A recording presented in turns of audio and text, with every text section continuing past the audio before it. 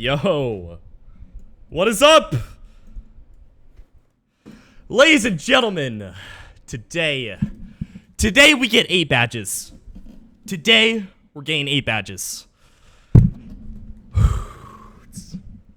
This run has been a wild freaking ride, man. It's been a freaking wild ride. But today, we're gonna get 8 badges.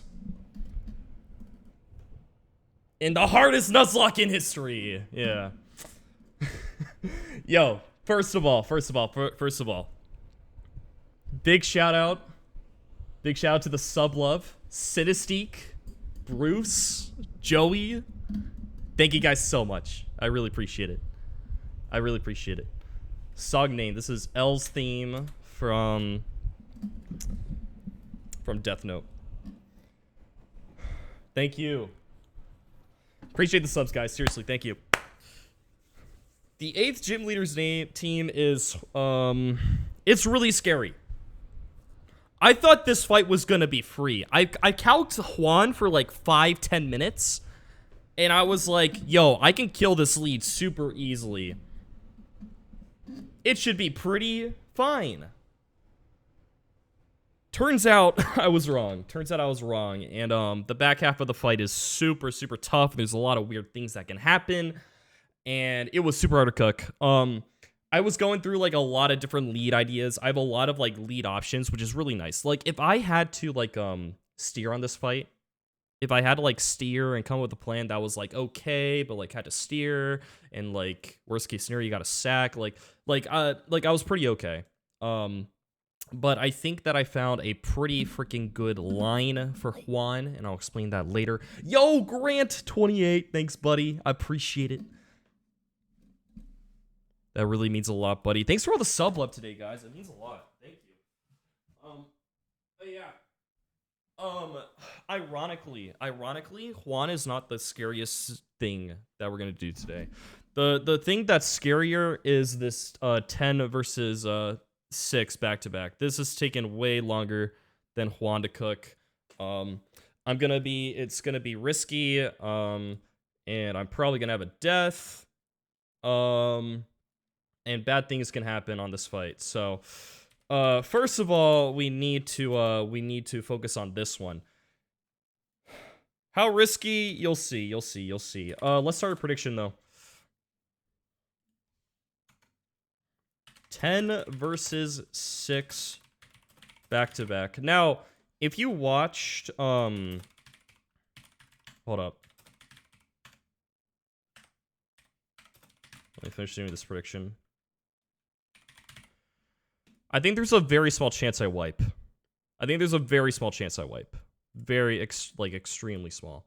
Astronomical, but possible. So if you saw last stream, the last half of last stream, I spent like 2 hours cooking through this back-to-back. I'm doing a similar thing to what I cooked up that day. I'm doing a similar thing. I cleaned up a few things.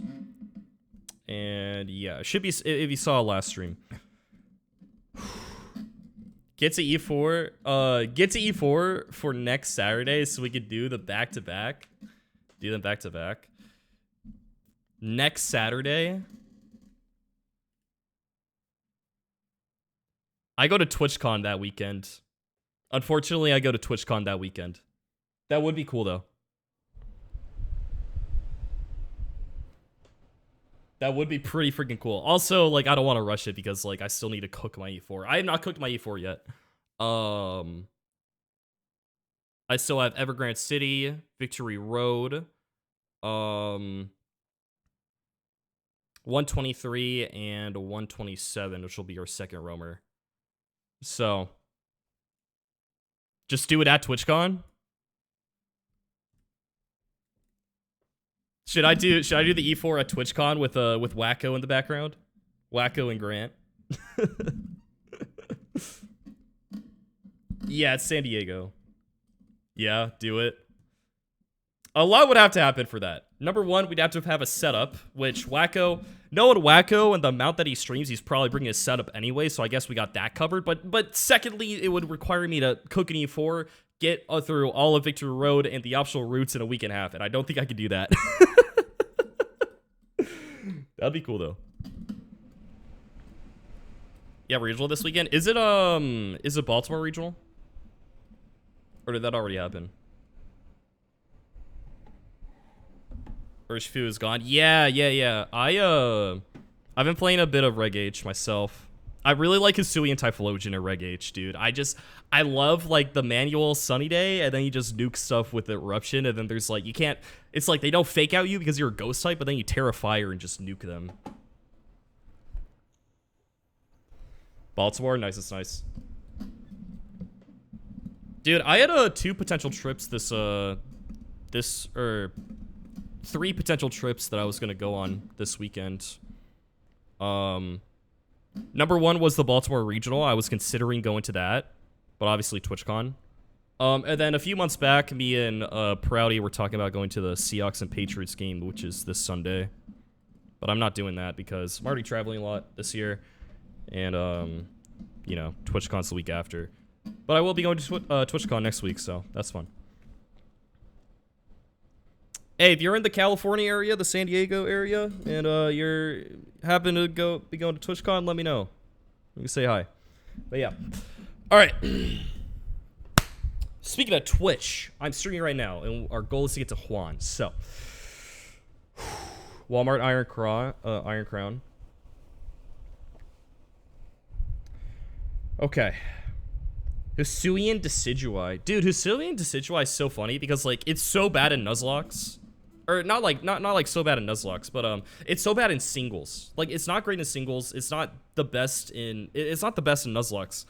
Like, in Pokemon Lucid, you can get Rowlet, and you have the option to evolve it into Decidueye or Hisuian Decidueye. But you always just do regular Decidueye because Grass Ghost typing is really good, and normal Decidueye is just better than Hisuian Decidueye. For the most part. I don't know if that's 100% accurate, but apparently Hisuian Decidueye is decent in VGC, which is cool. I mean, his signature move is really funny.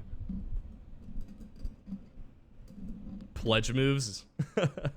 That's really cool. Yeah, the pledge moves can go crazy if you set it up right. Last year, your badges, dude. I got a fun Juan line. I got a really, really fun Juan line. I don't know if it's a line that's been done before, but it's powerful. It's powerful. There's a little risk to it, though.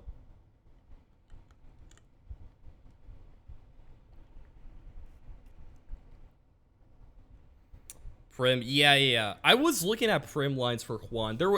Prim does really well on Juan if you can set it up correctly. It's so hard to use though, because you can chain a Keldeo and Mence with it, but it's really tough. It's really tough to set that up, because like, you know, you can't really like Glacier sit there because like it's just doing a lot of damage, and Glacial Lance will attack Prim.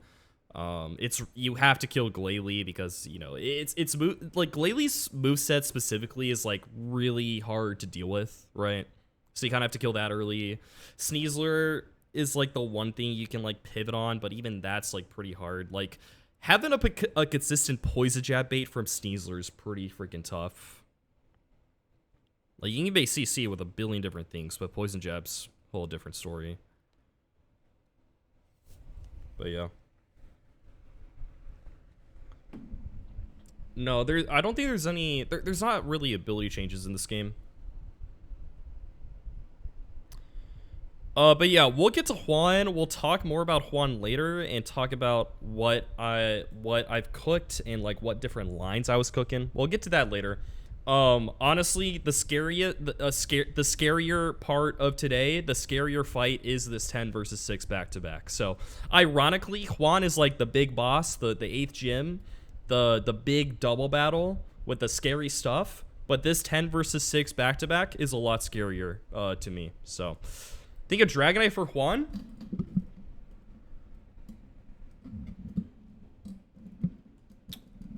Funny you say that. Very funny you say that.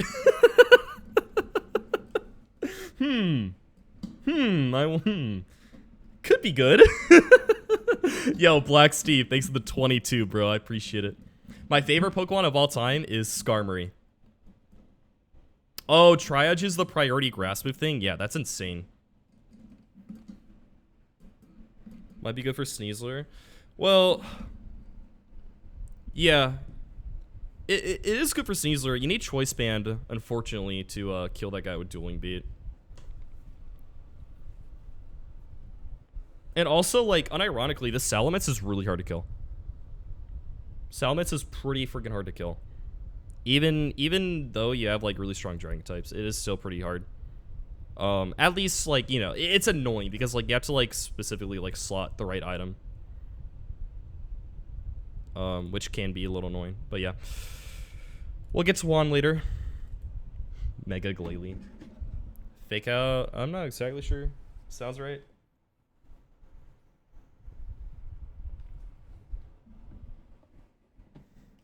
I had a line where I was like, yo, I could just kill Basculegion with Sucker Punch, but then I realized, what if it goes for Aqua Jet on the guy that has a fast kill on it? And both of those are the same priority. I was like, oh shoot, this line doesn't work.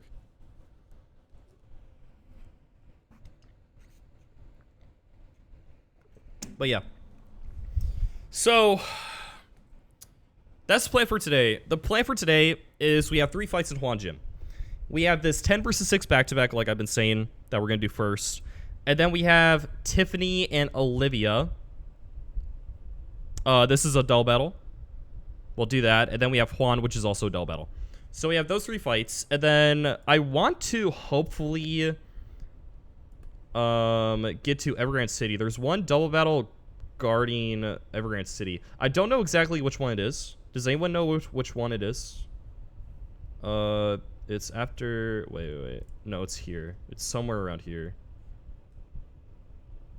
Casino? I'm not gonna get Casino today. Hisui starters? Thanks. I'm not gonna get the Casino today. Although I probably will be going for the Mythical. I want to do a bit of E4 calcs to see that if I don't need Hydreigon. That's the only thing. Because I have guaranteed Hydreigon in Casino. If I want it, I probably will not go for it. I probably will roll the Mythical, but I do want to do a bit of E4 calcs after I get my last Roamer to determine that I don't need Hydreigon, right? That's the only thing. Mythical is the best. I don't know exactly which Mythical is the best. I do have ones that I want, though. Because Celebi and Mew have not been champed yet, and I think, like, building a team with those guys would be really cool. Jirachi and Victini have been champed before. Okay, it's this one. So we gotta do this dull battle. Okay.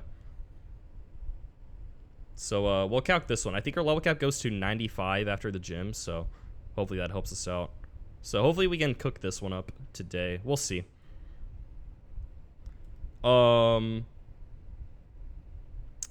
Dude, imagine using Transform Mew on an E4, bro. That sounds so sick.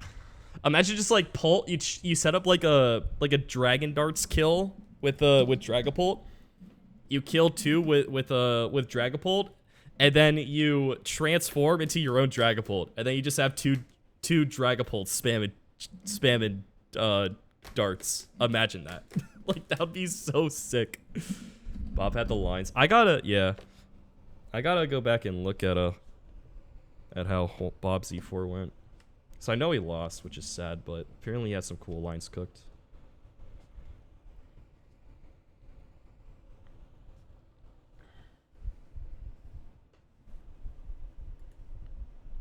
You got E4 is stupid anyways. I mean, yeah, but if I can do it, I think it's a bonus, right? If I find like a pretty safe E4 that has some cool tech, you know, I definitely would want to go with that over like just, you know, cookie cutter, risk-free, easy stuff, right?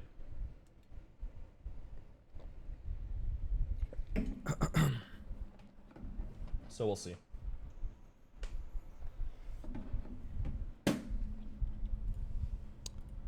So yeah, hopefully we can get our Evergrande City encounter today. Where am I going in Victory Road? I think it's F2. So F1 is pretty trash. We don't want that. 1F? B1F? Your guy is playing? What do you mean your guy is playing? Also, if there's any fantasy football fans out there, I gotta keep looking at my phone to see if Devon Achane is playing tonight. Because he's questionable. And he's playing for the Dolphins tonight. So I gotta keep looking at my phone for that. See if he's playing. Who is my guy? Sickle. Your dynasty team's in shambles. Sorry to hear that. What's up, Keegan? So B1F. Yeah, I think we're just going B1F because there's Gengar, Zam, Grim, Como, Ensign. There's some cool guys here. So we'll go B1F. When we get there. So the encounters that we're getting, B1F, Victory Road. We're getting Evergrande City, which is pretty inconsequential, I think. I have Ferrothorn dupe and Torchic dupe. We'll get something here. And then there's two more. 123. I have Weavile. I have Prim. That's it. So I'll get this. And then 127 I have for my second roamer. And then I'll do some more thinking about this. We get the roamer on 127. We get that. And then the question is there anything that I would run from and actually get my roamer on 123? Because I have the Weavile already. 123 is a little less valuable, but, you know, still pretty good. So I'll do some E4 cooking and see, like, do I really want to run from something on 127 potentially? But, yeah, 123. So, yeah, I have 127 and then 123. Those are my two possible second roamer routes, so we'll do some cooking and see whether we run from anything on 127 potentially. Yeah, those are the 4 encounters left. But yeah. All right. Mythical today? Not yet, Moxie. I'm going to... I wanna calc my E4 a little bit and see if Hydreigon could help it, because I have a guaranteed Hydreigon, and I just want to rule out the possibility that I would need Hydreigon. So I want to, like, I really want to get it, but I think the smarter play is to wait and see, because like 9 times out of 10 I think I am rolling the mythical, but I want to make sure, you know.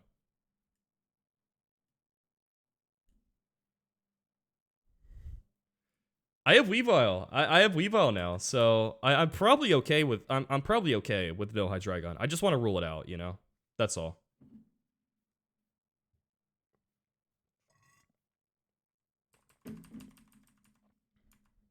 What happens at TwitchCon? 90% of why I go to TwitchCon is to see friends. The other 10% is like the convention. And like it's kind of cool, like going to TwitchCon and recognizing people, streamers and whatnot. But really, I just like, you know, hanging out with friends, me and other streamers, me and other people in the community, you know, stuff like that. It's really just an excuse to like get together with friends, you know.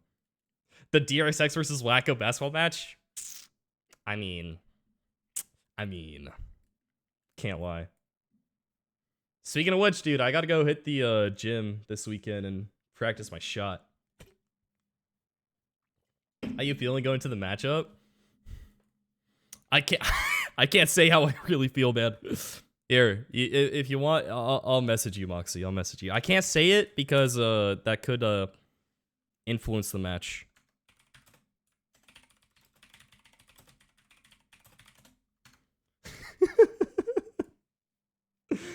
All right.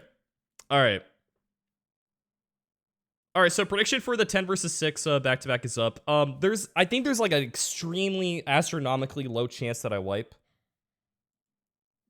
Now keep in mind, with this prediction, there's a very high chance that my Meganium dies. Very high chance Meganium dies, okay? Very high chance. Predict with caution. Predict with caution.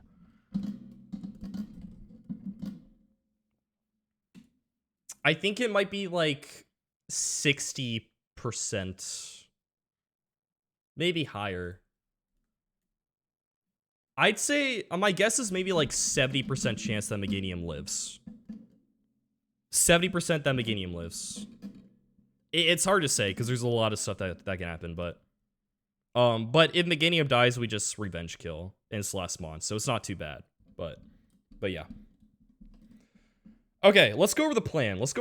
Because I started cooking this last stream for like 2 hours. I cooked for like 6 hours the previous day as well, and I cooked even longer after that. So, spent a lot of time thinking about this. And I think I got my best possible strategy, but it's not. I mean, maybe like with a sack, it could get better. But like, you could have a sack, yeah, but that sack also has to do stuff because it's a 10 versus 6, and you need to get value out of it. So it's not just like, oh, just sack, make it less risky. It's more complicated than that, obviously. But yeah. So big risk is gonna happen immediately. Big risk. Big risk.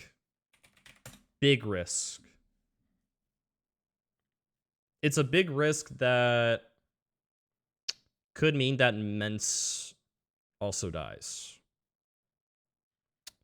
But maybe. So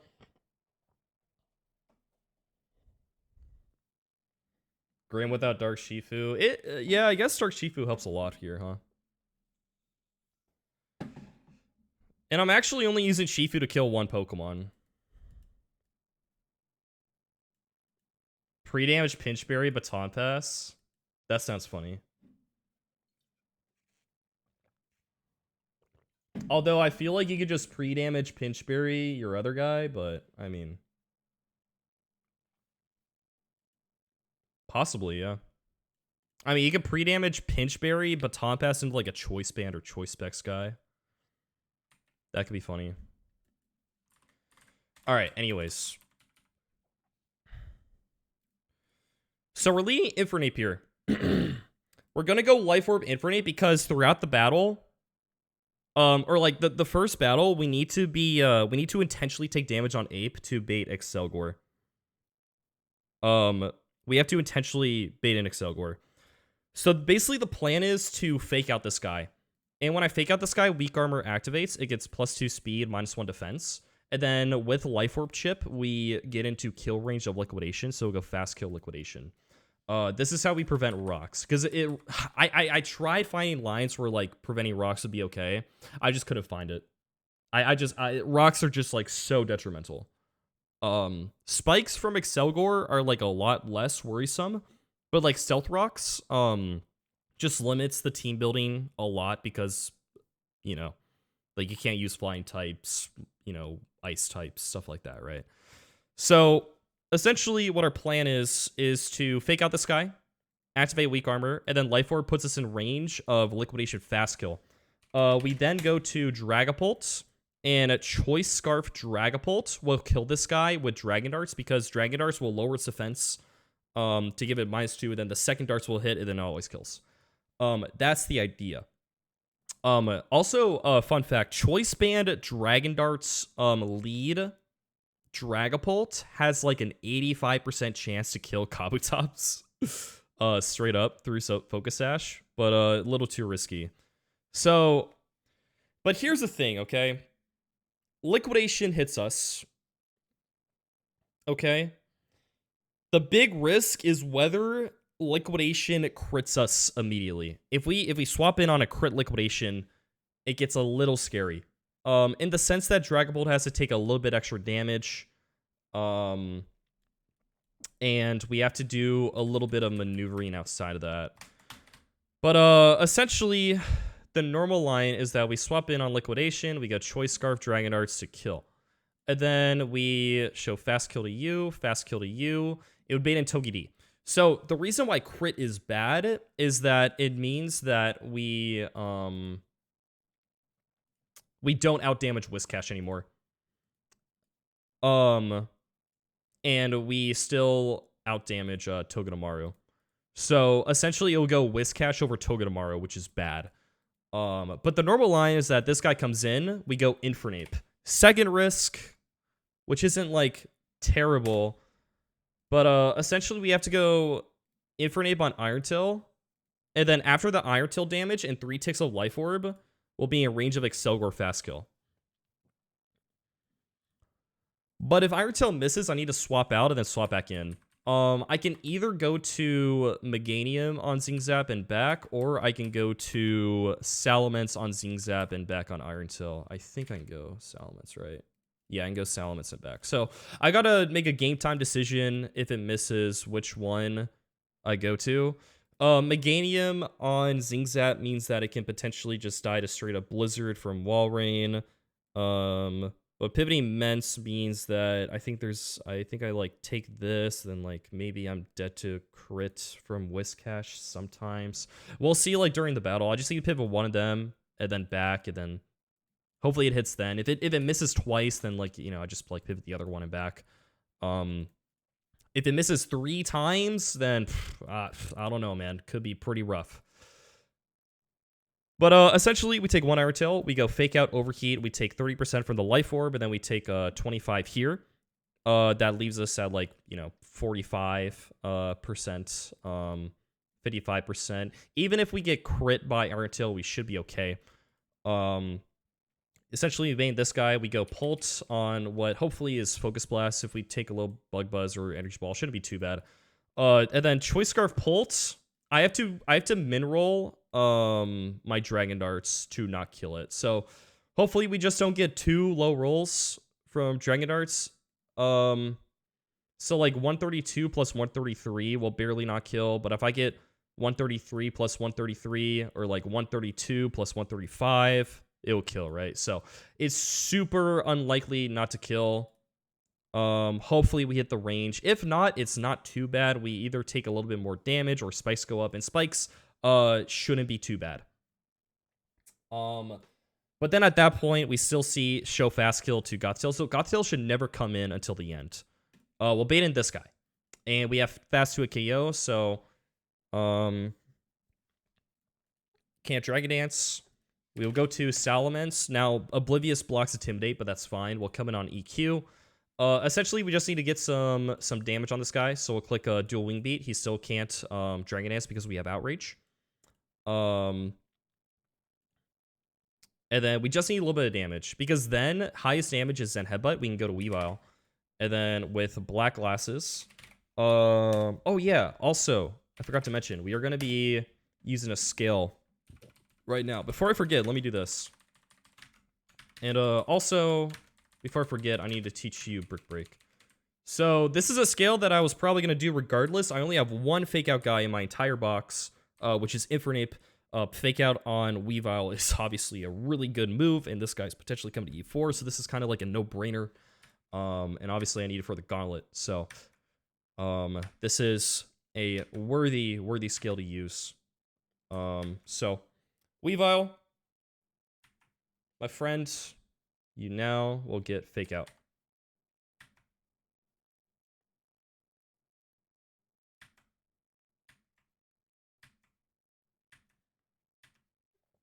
And I did a little bit of scouting for like E4 teams.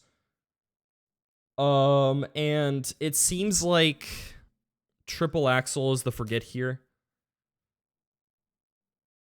I'm pretty sure we get rid of Triple Axel. Ice Shark could definitely come up sometimes against like fast dragon types. Now, it is worth noting that Triple Axel is good for baiting. I think. Unless, like, Triple Axel for baiting is bugged. I don't actually know. Which one was the Game Corner? We have not gotten Game Corner yet.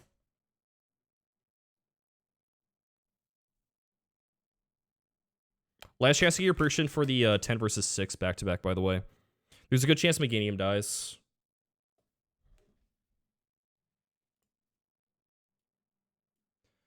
I think it's just triple axle that we get rid of.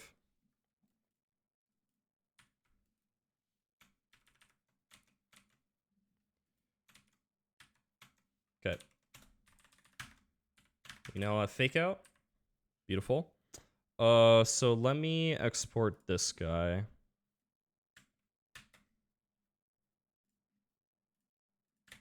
New guy. All right, so after the dual wing beat, black glasses, fake out, Weavile will guarantee kill this guy. So we come in on Zen Headbutt, we click fake out, we click knock off, and we kill, and then everything else is dead. We just chain the Gothtail with knock off. That's the idea. Let me teach Men's Brick Break.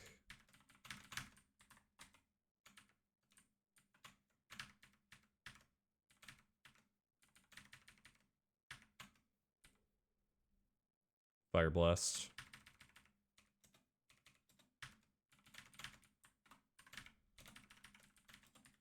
Okay.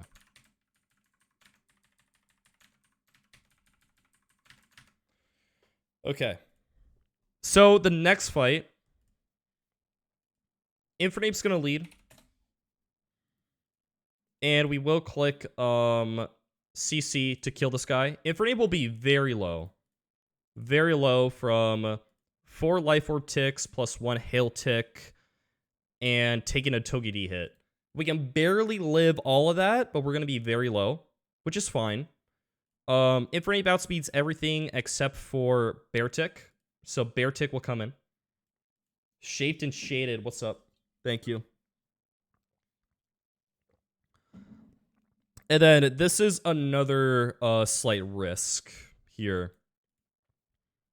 So Bear Tick's going to come in, it's going to see random move.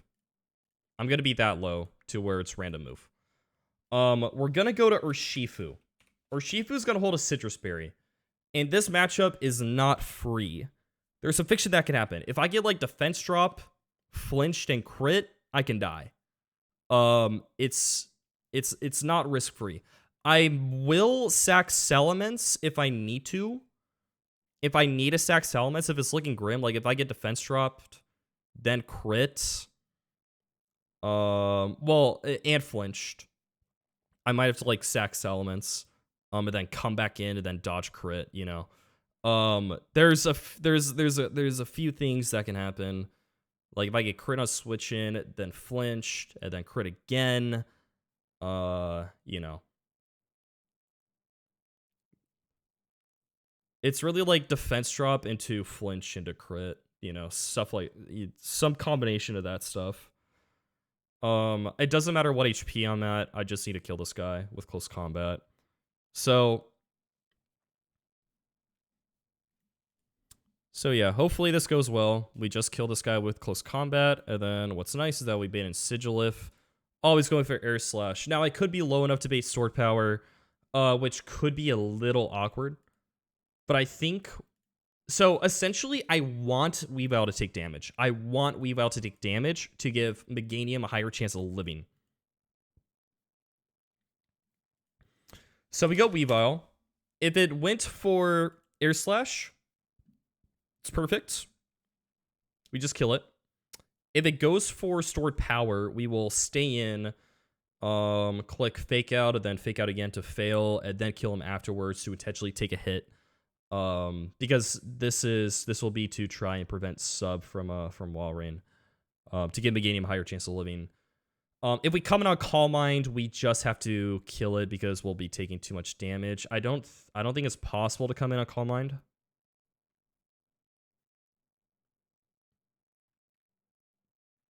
Yeah, it's impossible to come in on Calm Mind, so we should take an Air Slash no matter what. Obviously, you can't Calm Mind. But yeah, we would kill this guy. And then there's 2 left. There's Electivire and Walrein. Essentially, you got slow kill. You might have slow kill potentially, but that's fine. Essentially what we have to do with this guy is that Fake Out plus Knockoff does 85, which means that we have to get 3 turns of Hail Chip. So we will go to Dragapult. on T-Bolt or Focus Blast. We can never be in Weather Ball range. And then we'll bait Weather Ball back into Weavile. If Weavile's too low, we can probably pivot Mence. But if it's too risky and there's like some overlap, like if Dragon Bolt gets damaged and Mence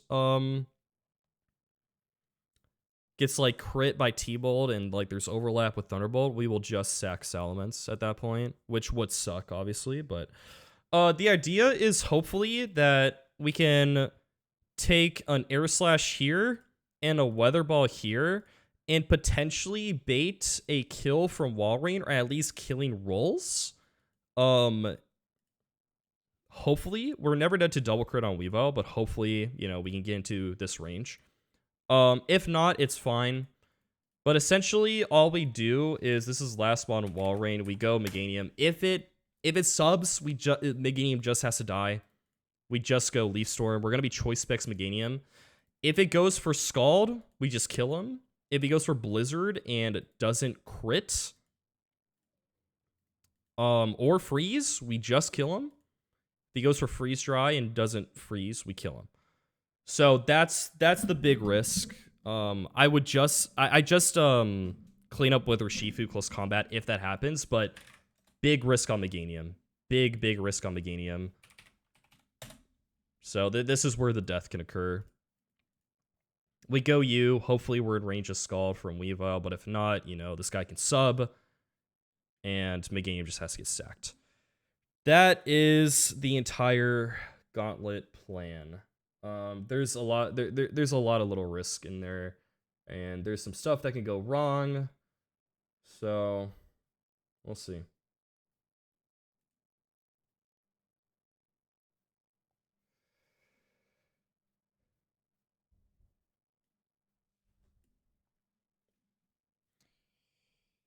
I'm unironically way more scared about this fight than I am of Juan, so we'll see.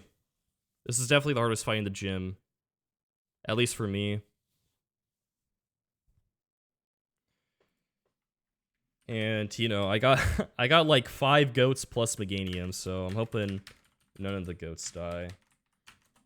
It's really funny because I'll spoil a little bit of Juan right now. I'll spoil a little bit of Juan right now. My plan for Juan changes whether Mence dies or not, okay? If Mence is alive, we bring Mence to Juan. If Mence dies, we bring Dragon Knight to Juan. And it's just a tad bit riskier.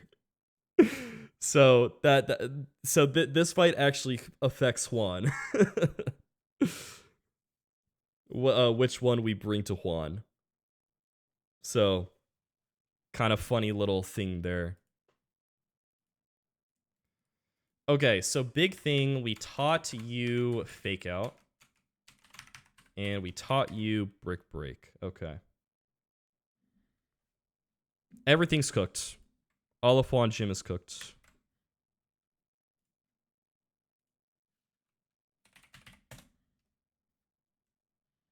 Weavile new? Yeah, I got it in Seafloor Cavern last stream.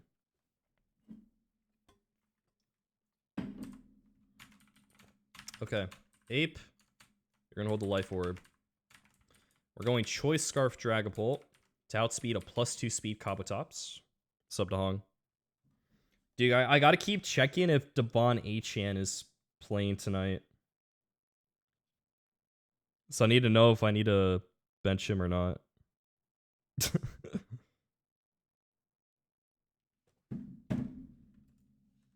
Okay, Mence is gonna go Citrus Berry. You got me? Yo, thanks, Grant. You have been like 3 lays? Alright, yo, keep me updated. I appreciate it.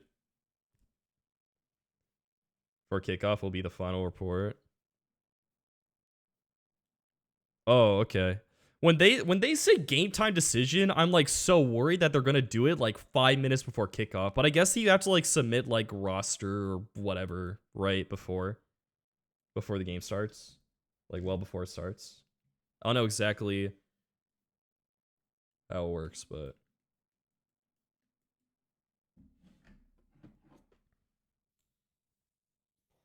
they can say like questionable. Okay, you are black glasses.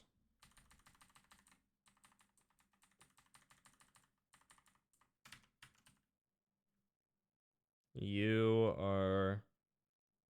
Belichick did it for years. I see.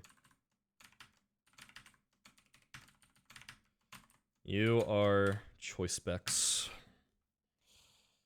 I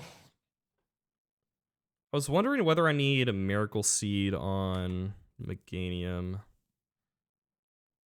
I don't think I think, or sorry, not miracle seed. Magical leaf. I don't think I do, because if Walrein subs, I'm just clicking Leaf Storm anyways. And at -6, I still break subs, so. Yeah, it would never come down to that, but, you know, I'll be okay. I don't need Magical Leaf. Okay. Life Orb, Flare Blitz, Close Combat, Fake Out, Overheat. Dude, I had so many lines for this back-to-back where I was like, dude, I need to teach Infinite Brick Break. And that sucks because obviously you gotta get rid of like Flare Blitz.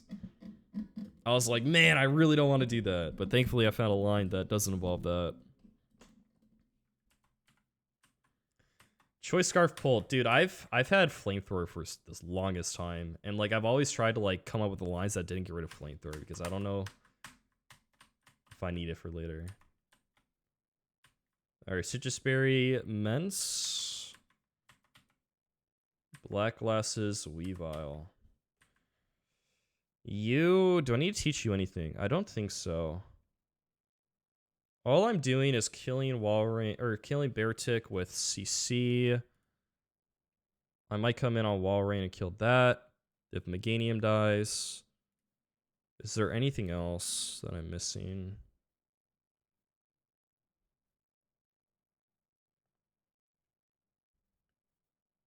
I don't think so.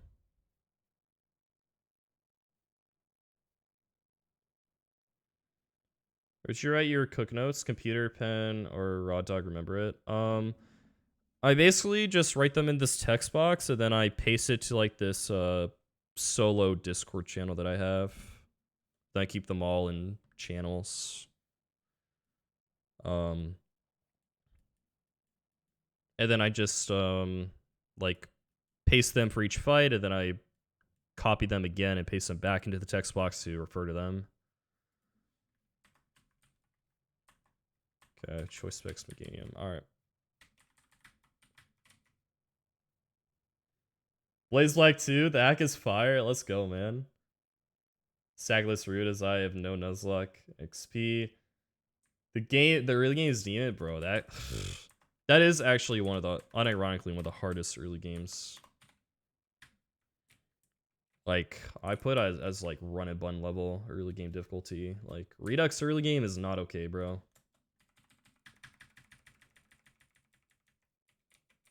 Linkin Park singer? I have not kept track with them. I only listen to their old stuff. I should look into that though.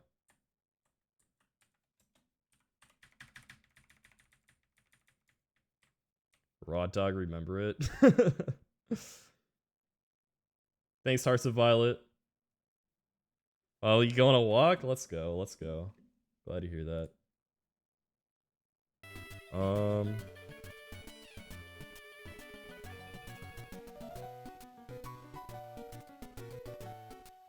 Can you guys hear that? For some reason, I can't hear the game music. Do you guys hear the game music right now?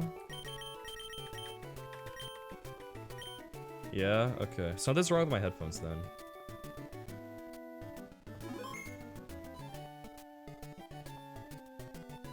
One sec.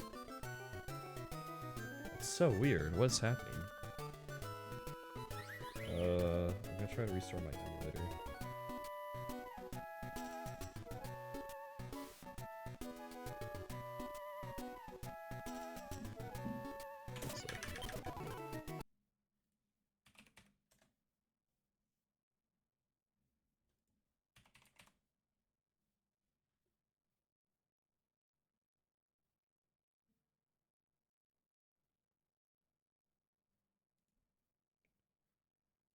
Okay, I hear now. Alright. We're good.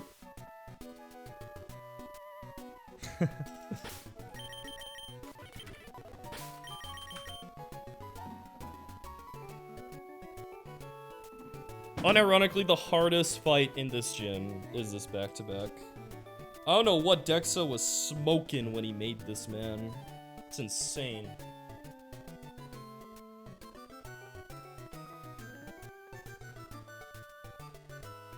It's so demon for no reason, man. Inner focus would be nice.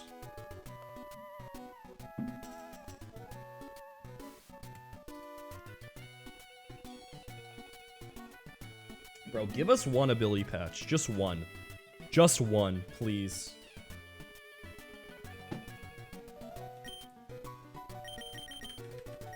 Let me get Blaze in for Nape. Let me go Blaze Overheat and nuke people.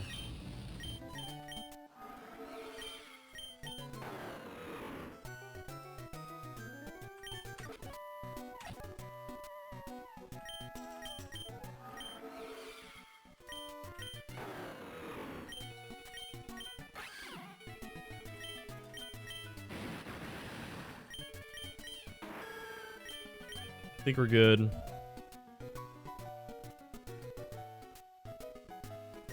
Alright. Turn 2. Turn 2 is going to be very crucial in this fight.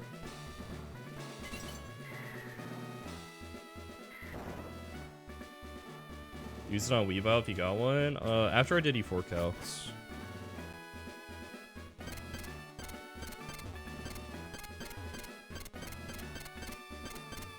Oh, I also forgot to do this. So, heart scales. That was my 15th heart scale used. We have, I think, 17 left. 17 scales left, I think.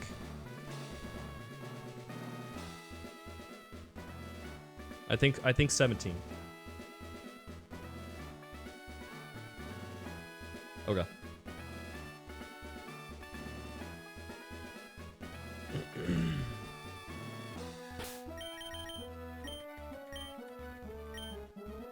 Alright, I'm gonna use the restroom real quick, and then we'll get into this back-to-back. Compound ice? That's so funny. Alright. Candies? I have a good amount. I've used 5. I have... How many total? I don't know. I think I have like 8 or 9 right now. 7, 8, 9, something like that.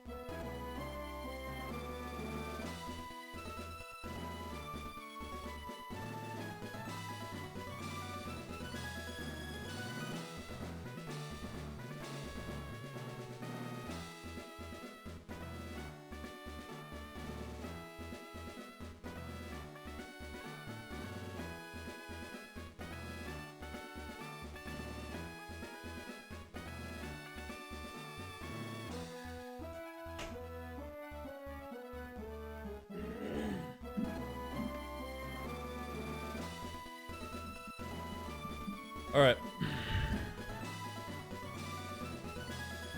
Right move to the top. Yo.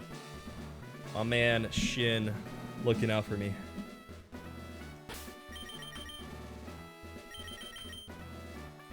I got Fake Out on Weavile. I got Brick Break on Mence. And I, for some reason, still have Growl on Meganium. Alright, we're good. Choice Specs, Citrus Berry, Black Glasses, Citrus, Scarf, Life Orb. Okay. We're into any optionals. I don't think there's any optionals in between me and the next fight.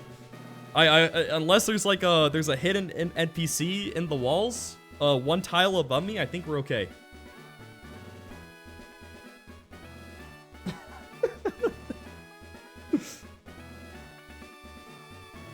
Alright, here we go. I'm very nervous for this fight. Here we go. This is gonna be pretty risky. Whew. Alright. Your green look is so charming. Alright, let's get it. Lady Brianna. Here we go. Alright, Kabutop's lead, and now this guy is a big demon. It has Focus Sash. It has Stealth Rocks. It hits like a truck. It's really annoying. But we can abuse weak armor here. We can abuse weak armor. Currently, Kabutops has a slow kill, and it could Stealth Rocks over slow kill. We don't want that to happen. Additionally, Liquidation doesn't always kill us, but we're going to fix both those issues right now. Fake Out will proc weak armor, giving him +2 speed, -1 defense. And then we're also Life Orb to take a little bit of recoil and let him see fast kill Liquidation on us. So Fake Out, Break Sash. Weak armor activates. Now he's very fast, but Scarf Pult outspeeds, and that -1 defense is very crucial as well. Okay, so he's -1 defense, +2 speed. He now has fast kill, so we can't Stealth Rocks. We'll go to Dragon Bolt. This is big risk number one. Big risk number one. If this Liquidation crits, we bait in Whiscash over Togepi, which is not great. If it doesn't crit, we bait in Togepi and we're looking great. We can't get defense dropped either because of Clear Body. We really don't want this Liquidation to crit. If it crits, we're gonna take a little bit more damage on a few things, and that's not gonna help us. So we really want to see no crit here. No crit.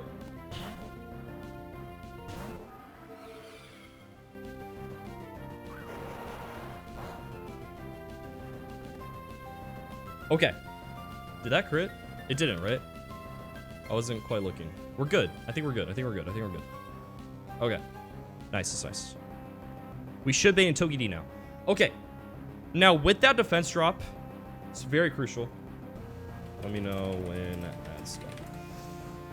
Oh, wait a sec, but, essentially now we have Choice Scarf Pult. We outspeed this guy at +2 speed, and we kill with darts, because the first dart is going to hit him, bring it to -2 defense, and then the second dart will kill, with the additional defense drop.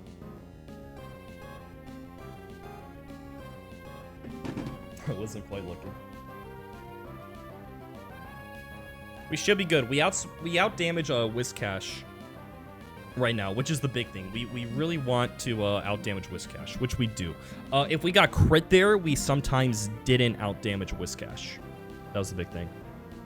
We show kill to Gothel and Excelgor, so should go to Togepi next.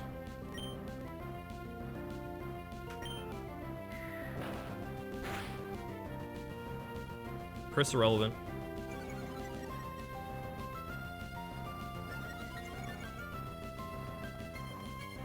See ya.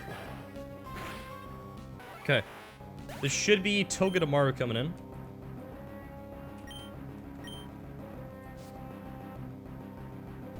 Okay, perfect.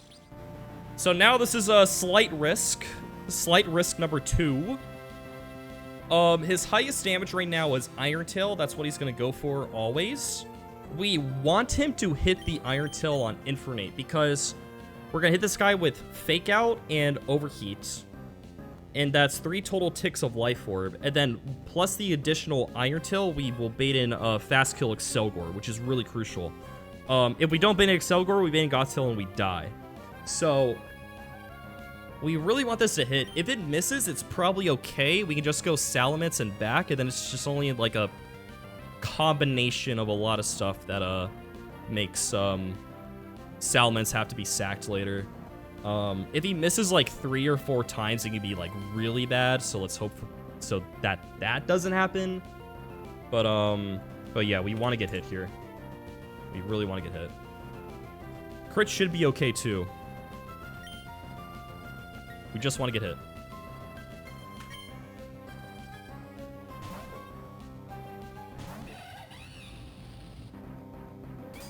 Hits, nice. Defense drops irrelevant. Beautiful. Okay, perfect. So now I Fake Out to break Sturdy. Thankfully this guy isn't Rocky Helmet or whatever. Iron Barbs, I guess. I guess that wouldn't matter much. Take a little bit of Life Orb chip, and then after this next turn of Life Orb, we will always be dead to Excelgor.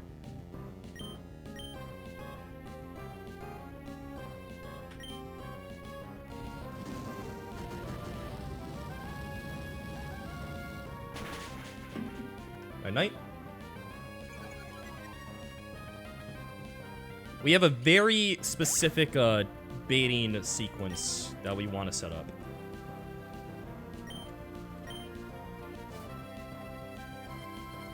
Beautiful. Excelgor is in. This guy has kill with Focus Blast and only Focus Blast, which is perfect. We'll go to Dragapult. Now, this will be slight risk number 2 coming up. But for now, we just go Dragapult on Focus Blast.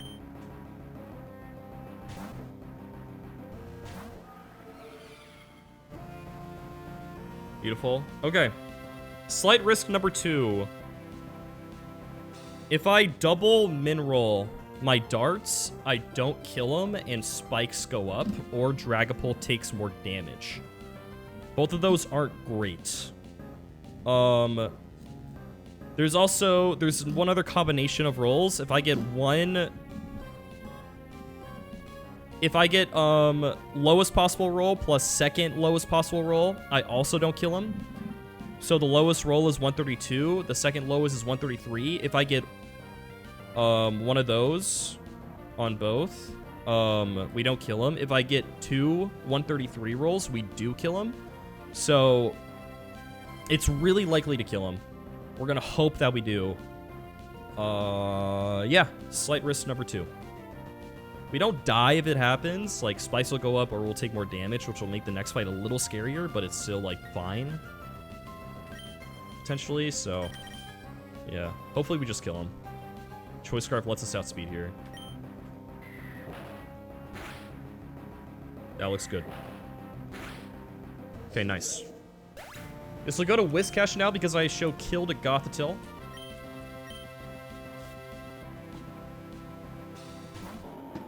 Absolutely beautiful. Now we're going to set up a really good chain kill. I have fast to a KO with darts, so we should never Dragon Dance. This is always going to be Earthquake. We go to Wombo. Now, this Intimidate will not work because of Oblivious, but that's okay.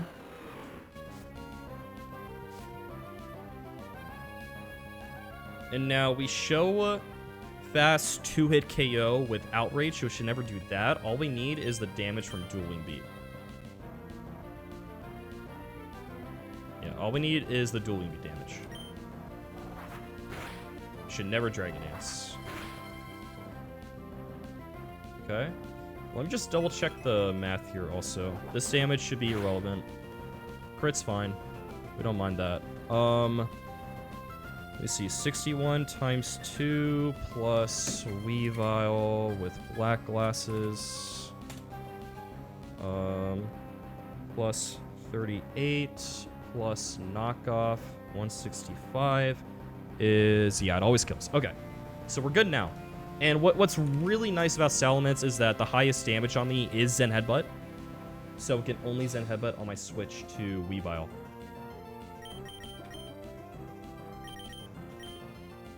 Go, Liz Truss. Let's get it.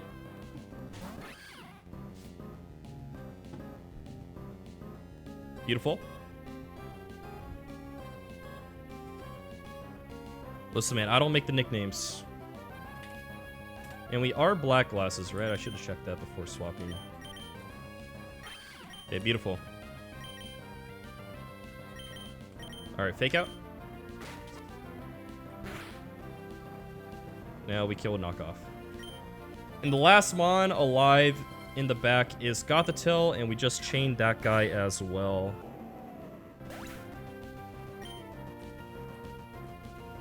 You wouldn't name it Go Liz Trust? Bro, I don't even know who this woman is, okay?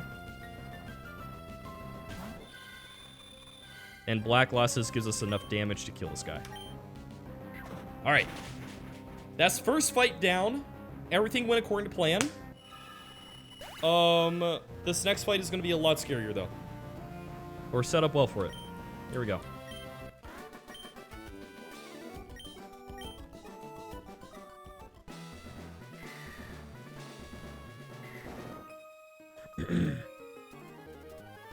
I can battle with really rare Pokemon if you'd like. Let's get it. Okay, this one is going to be Permanent Hail.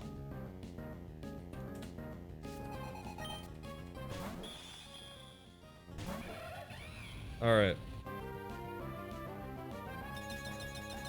So we outspeed and kill this guy, which is great. We don't have to deal with Blizzard or Freeze Dry or Boom or Veil, nothing like that. We don't have to deal with any of those shenanigans. We just kill this guy. With CC. It's not worth it to go fake out overheat, obviously. We're always just baiting a random move from Beartic anyways. Beartic is the only thing in the back that outspeeds us, and it does see kill, obviously. So yeah, we just CC here. Bye-bye. See you later, Cragnole.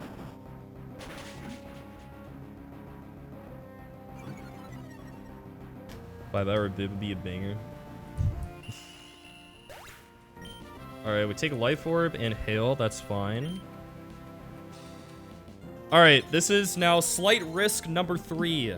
Slight Risk number 3, and it's not super risky, but the consequences are detrimental and run-ending.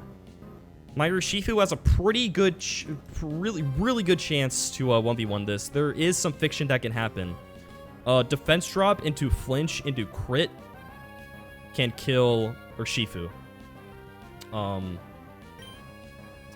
So let's hope that doesn't happen. Or, let me see.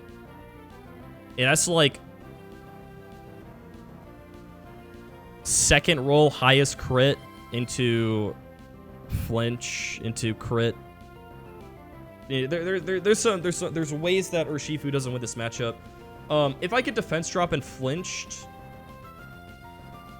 I don't know. I'll have the option of sacking Mence if I really have to, but the risk is not big enough to where I'd sack Mence off rip. So if it uses its Ice Gem from Icicle Crash, it can no longer Icicle Crash after this, and it's free. The worst thing that can happen here is if he low kick crits or liquidation defense drops. That can lead to some bad outcomes. The best case scenario here is Icicle Crash. If it uses Icicle Crash, even if it crits, it's fine. So, hope for Icicle Crash to use up its Ice Gem. If not, hopefully no liquidation drop or low kick crit. There we go. There we go. I couldn't go Scarf on this guy either because I need the other choice item in Meganium.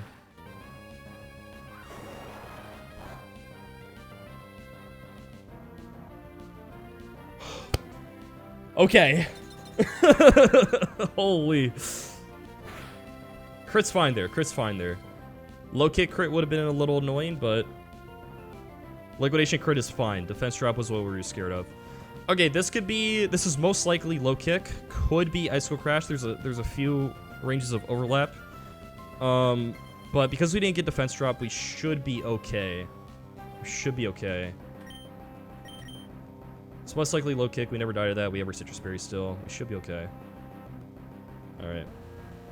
CC. Perfect. Absolutely beautiful. Okay. This also means that we're out of range of Sigilif stored power, which is great. We're always set to air slash.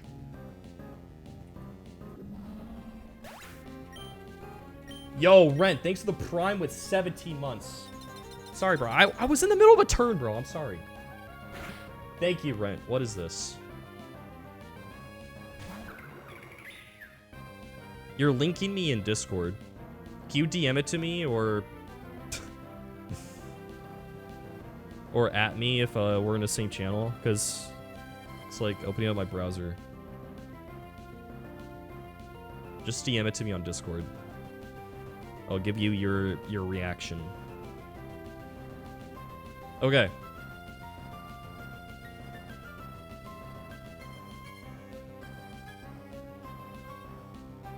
What is this? It feels a little tense, steamy. What is this? Steenie stood tall, with leaves so green and spirits bright as the sun. Their dance was joyous, their laughter free, but fate had other plans for the merry company. The trainers came with solemn faces and spoke of duty, of sacrifice, of honor. The Steenie listened with a heavy heart, knowing well the price they had to pay. They stood in line at 10 in a row. They waited for the fateful blow. Their eyes were closed, their hearts so brave, as they prepared to meet their end. The blade came down swift and true. The 10 Steenie fell, their sacrifice through. Their bodies gone, but their spirit lives on in the hearts of those who knew them well. For they were not just creatures of the land, but friends and companions, part of a loving band. Their loss was great, their courage even greater, and we honor them now with tears and laughter. So here's to the 10 Steenie, brave and true. May their sacrifice never be forgotten or misconstrued, for they give their lives without hesitation or delay, and in doing so, showed us what it truly means to pay. The hell did I just read?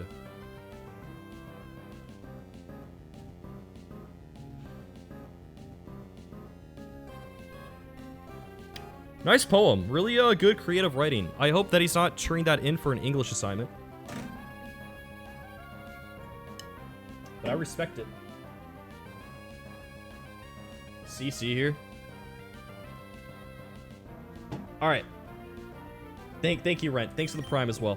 Okay. This is now gonna go for air slash. Okay, so big thing. Meganium has a really high chance to die in this fight. But the chance can go a lot lower with what HP Weavile ends up on.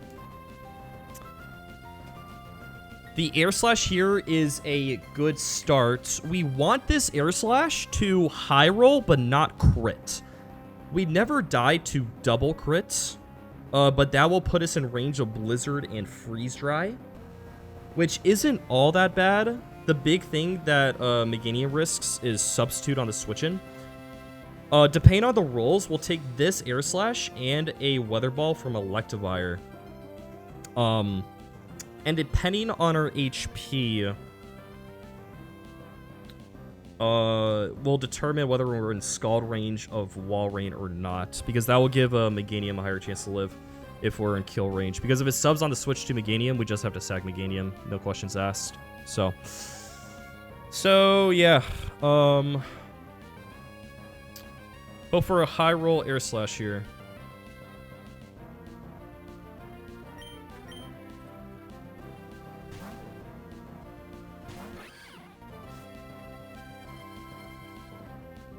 Crit would be okay.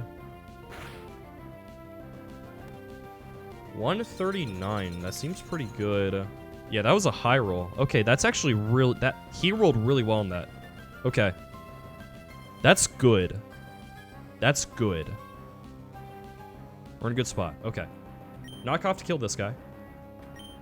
And then Electivire has slow kill on us, so we'll go Electivire.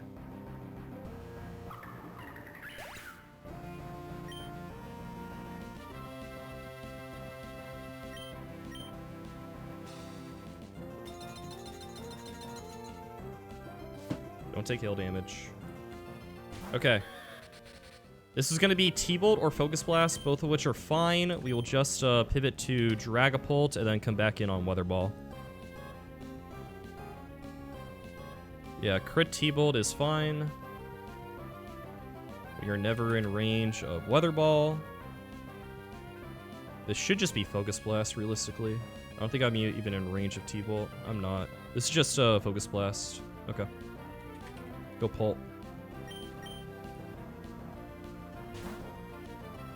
In before a Weather Ball bug. Okay, nice. So also, what this does is it means that Electivire will take net 3 turns of Hail Chip, which is just enough for Weavile to kill. So that's first turn of Hail Chip. This is always going to be Weather Ball now. We don't die to crit, but I think crit might be preferable from this guy. It's not going to do a lot of damage. We'll see what HP we're at, but hopefully... I think we do want to get crit by this Weather Ball. If not, I think we're going to be having a range for Walrein to hit us, or kill us with Scald. We'll see. But yeah, now we just go back to Weavile on the Weather Ball.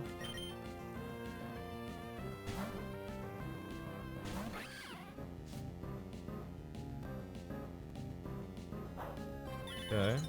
What HP are we going to be at? 97. What's that looking like? Ooh, okay, so at 97... Oh, this is beautiful. Okay, there's only 2 rolls of Scald from Walrein that don't kill us. There's only 2 rolls of Scald that don't kill us. And I'm never in range of Blizzard or Freeze Dry, obviously. So this is looking really good now for Meganium. Okay. All we gotta do now is Fake Out. And then with Fake Out, plus this extra turn of Hail Chip, we always kill with Knockoff. And then last will be Walrein. I think both of them rolled really high on their moves, which is really nice. Okay. Knockoff. See ya. Okay, last is Walrein, the big demon. But Meganium actually has a really good chance to live now, because both of them rolled high. I'm only ever dead to Scald. There's only 2 rolls of Scald that don't kill. And then he has to also click Substitutes. So this is looking really good. Yeah, 2 rolls that don't kill me. He has to see one of those 2 rolls, then it's also like 50-50 for sub also. So here we go. As long as this isn't sub, we're good. Meganium, come on out. If it's Scald, we win.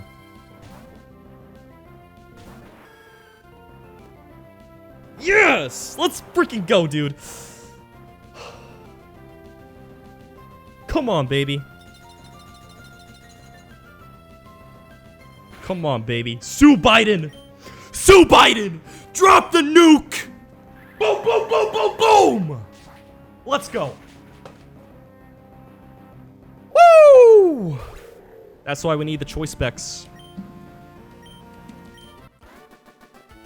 Shout out Sue Biden. Let's go. That was the single hardest fight in this entire gym. Yo, what's up, Cap?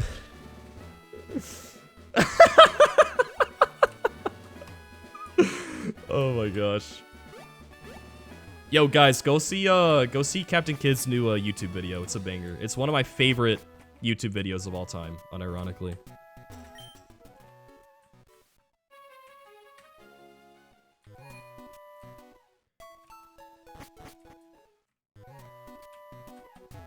I've heard it's been stirring up some controversy also.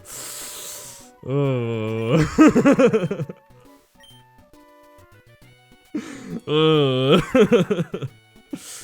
I'm gonna have to have a word with a couple buddies that I know at TwitchCon.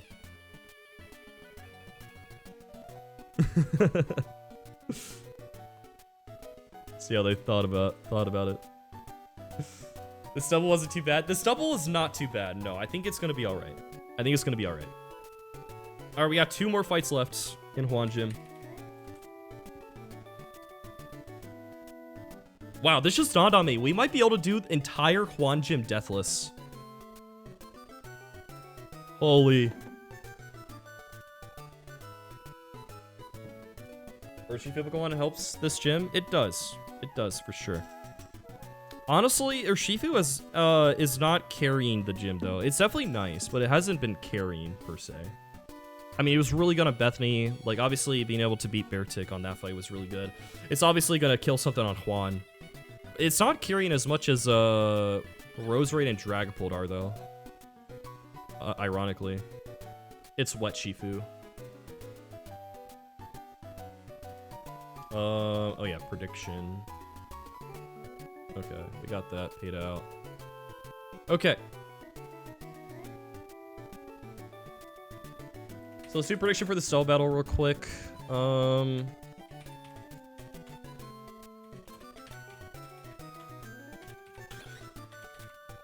It's looking alright. Alright, it's up.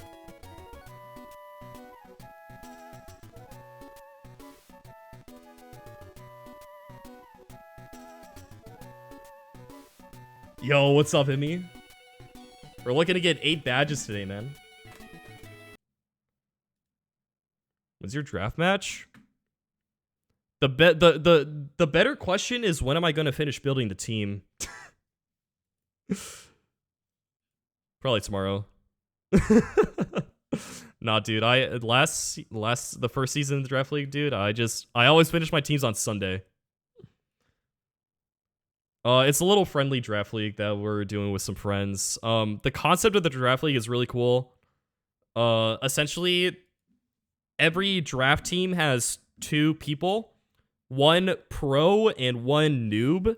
The pro makes the teams, and then the noobs fight each other. It's really cool. You gotta like coach your guy on like what to do in the fight. It's really fun.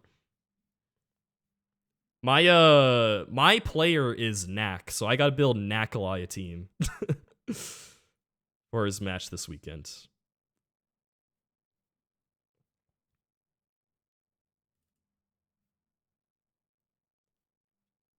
Get a good box like this. I mean, like, unironically, I know that statement is kind of a meme, but I will say, resetting for good Pokemon, like, it's definitely not needed, because you can beat this game with like almost any set of encounters. You know, obviously, like, luck is variable and stuff like that. But you can get by with like any set of encounters. Like, you can, but like, for me, I just like resetting a lot. Like, resetting early if I like have a death or whatever. Like, I like resetting a lot because I just like having a run that I feel like really good about, and a run that I feel attached to, so that I don't like play sloppy, or I'm just like, oh, this run's like dead anyways. I'll just like, you know, not come up with good strategies. You know, I like to reset for like the run. You know, and the 2 runs that I've had past Norman, have been insanely correct. I've had 2 runs past Norman, both of which with cracked boxes. Now, I've definitely gotten lucky this run. Like, I can't lie. The encounters on this run, even past early game, have been insane. I will not lie about that. Hitting the 10% pulled on 122. I mean, I don't know, man. I'm just skilled.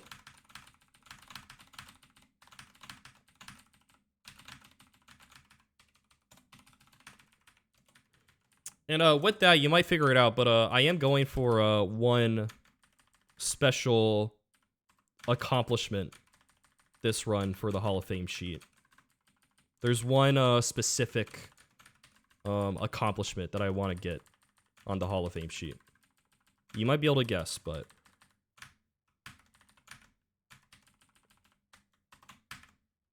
Shifu list? No, Shifu's list has been done before. Not a E4 specific thing. Although I will try to do E4 specific things, but more like a run specific thing. I don't know how my E4's team's gonna look, so I can't say for sure about that. First swipe to Wallace. That's been done before, unfortunately. Fearless has been done before. I think Darkless has been done before. Fightingless, I think that's been done before. I don't exactly know. Champ Credilli? Think I'm like Nuzlocke Jesus or something, bro? Bro, Champ and Delcatty is easier than Champ and Credilli. What you on about, bro?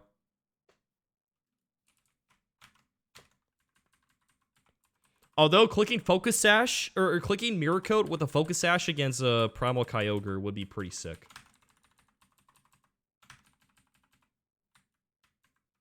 Clefable E4? I mean, I'll definitely look at it.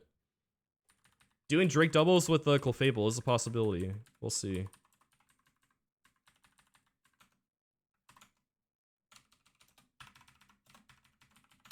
Go Liz Truss, bro. We don't support Go Liz Truss, or we we don't support Liz Truss on this channel. Okay, I should probably not hover over that nickname.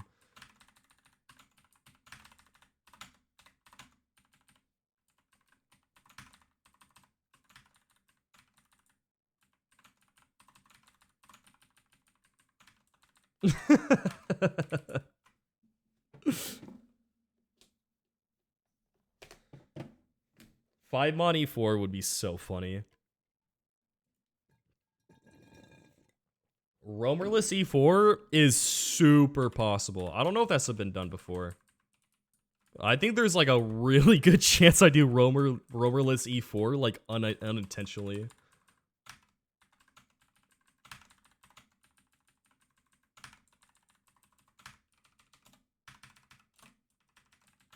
I think there's a really good chance that happens. Yeah, I think it's been done before. Okay, so this is a permanent hail. So dull battle time.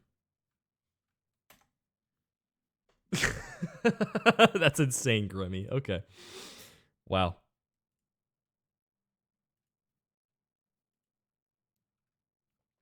I don't know how to respond to that one.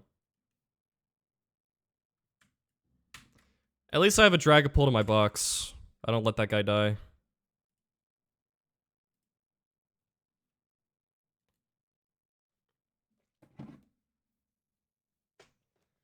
Love you too, man. I edited the Hall of Fame command, by the way. The Hall of Fame command? Okay, there's an updated Hall of Fame sheet with more details. Which it's really cool. It has links to the E4 VODs. It has like what country they're from. E4 level 100s. What starter people picked. Attempt number if people kept track of attempts. The amount of deaths people had. You know, what they did. The megas that they had. And then their teams, obviously. It's really cool. What is the green? I think green is a new guy, right? Unique guy, so like new guys, right? First bus E4. First phone stream E4. Freaking Amicam. 8 roamerless E4s. Yeah, I'm looking at Mathis right now.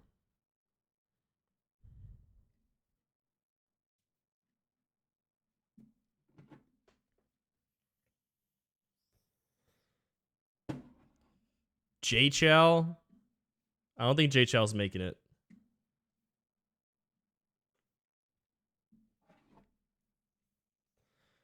You know who did make it, though? That's a shocker. Who made it to the Hall of Fame? No, I'm not talking about Squirk. I'm talking about... Hold up.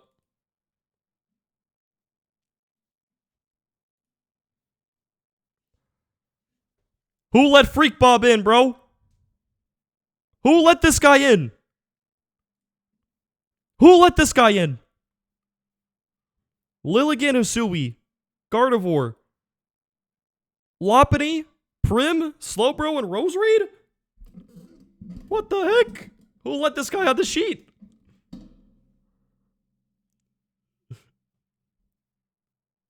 Holy. Alright.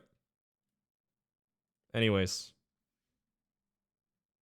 H-Chan is on the field and warming up? Okay, thank you, Grant. What time is it? We got like an hour and a half till kickoff? Okay, cool.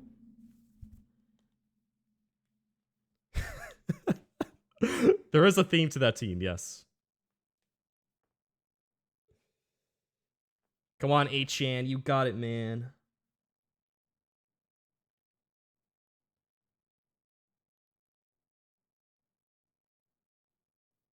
I need him so badly, dude. He's my hard carry. Bro, I got Mark Andrews, who apparently is tight end 2 now. I have Deontay Johnson, which, you know, I thought, you know, the Panthers would be throwing to someone, but apparently they can't throw to anyone. Can't move the ball at all. So I put him on the bench this week. Starting him last week was definitely not great. I got Cortland Sutton in the mix now. Surely Bo Nix will be able to throw to him. I got George Pickens from the Steelers. You know, not the best team, but you know they got to throw to someone. Jordan Love's injured now. That's great. Picked up Matthew Stafford off waivers. You know, great stuff there. Jason Myers from the Seahawks, kicker. You know, Cleveland Browns defense. Surely they're not gonna fall off this year. Anyways.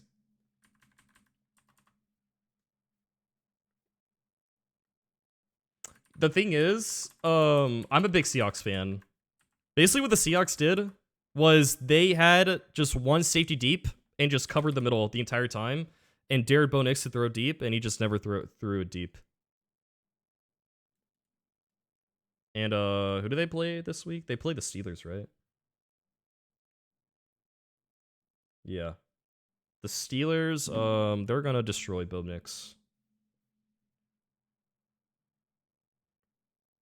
Puka and Addison. Oh, and Rome. That's insane.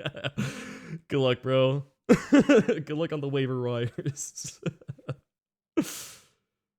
Yeah. You know, sorry if you're watching, you're not an NFL fan. I won't spend too long talking about NFL, but something really cool is the NFL broke their record amount of viewers for week 1. This week. I think that's pretty cool. God, there's such a good game on later today. Bills, Dolphins. Holy. Such a good game. Fantasy's very popular, yeah. I know a lot of people who sport bet too. I did a little bit of NFL betting a couple years ago. Like I bet on like 4 things, but I just haven't got back to it, and I don't really have any intention of doing it. I mean, the only betting I do is like $10 buy-in for fantasy, right? Yeah. But yeah, anyways, prediction is up for the double. It'll be over soon, but I'll try to explain the strategy real quick, if I can remember it. It's been a while since I cooked this. I think what we do is... Well, there's the plan right there. So... the goal is to bait in Mamoswine first, because if we bait in Mamoswine, we just Surging Strikes and kill that guy. Being Panthers Giants? Oh. That sucks, dude. Because, like... Dude, the German fans like show up big time on the NFL games, and they're like super into it. I feel so bad for them. And then no knock on Brazil, but they send what was it, Packers Eagles, which is a really good matchup, to Brazil, then the field is just soggy. And everyone's slipping around. Watch the Falcons? Yeah, man. Falcons fans are like, dude, this year everything's gonna change. We're finally gonna be a good team. We finally have a good quarterback. Oh man. But yeah, anyways, Infernape can lead, and we're gonna fake out Mr. Rhyme. We're gonna flinch this guy. Ice Body Recovery doesn't put him outside of overheat range, so we fake out, and then Urshifu kills Empoleon. We'll kill that. And then with Infernape in slot 1, we're not dead to you. We are dead to you, and you don't know that you're gonna die because, yeah, Focus Sash. So it should go Mamoswine, and then we double kill. Overheat kills Mr. Rhyme, and then Urshifu Surging Strikes will kill Mamo. So we kill both.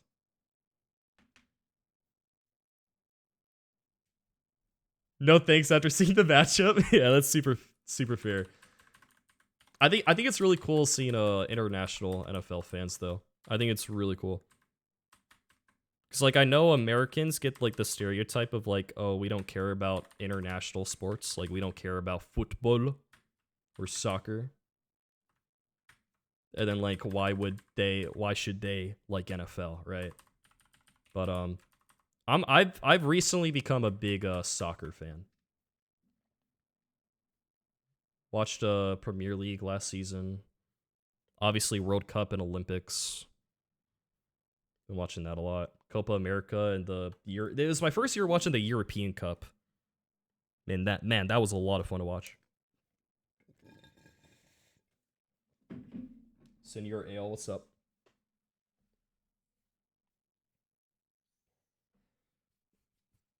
Why can I bet on what week Penix will start? That's so funny. They're just different. Yeah, tell me fun facts.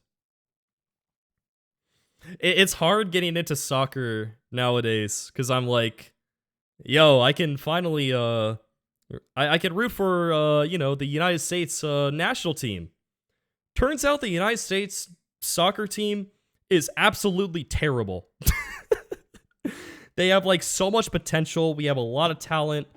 We're in, like our conference, like CONCACAF or whatever, should be pretty easy. But our coach is like terrible. We don't perform up to standards, and we just suck. It's so frustrating. At least we got a good women's team, though. I do like watching the women's team.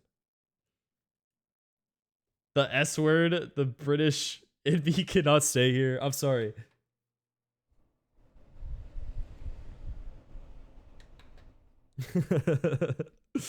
All right.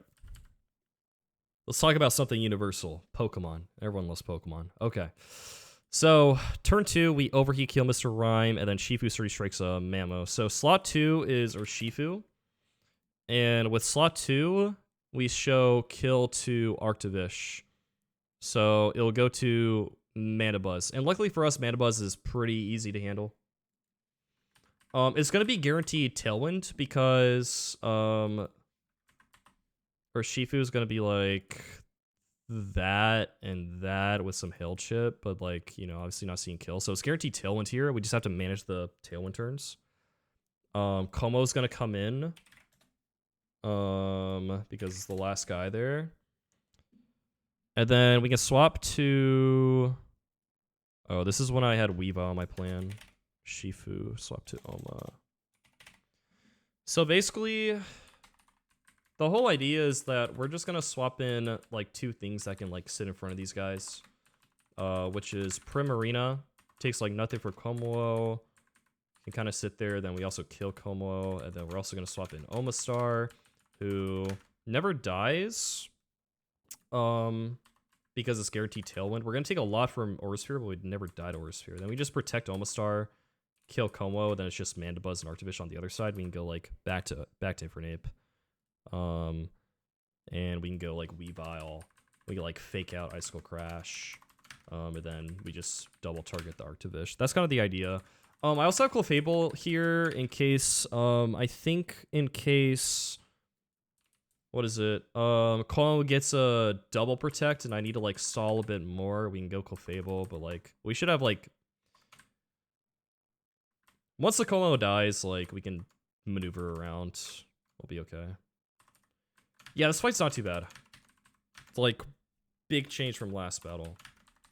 We have a really good lead, and then, you know, it's just about managing the end game, which isn't that hard.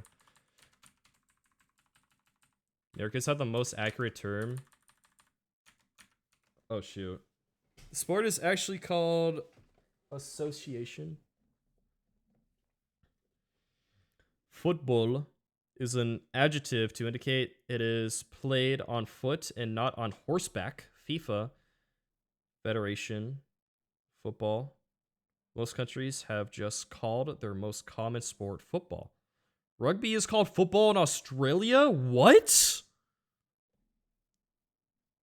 The Australians call rugby football? So do they call soccer soccer? Also? Yeah, so it's nice to distinguish them because like around the world everyone has like different definitions of football, right?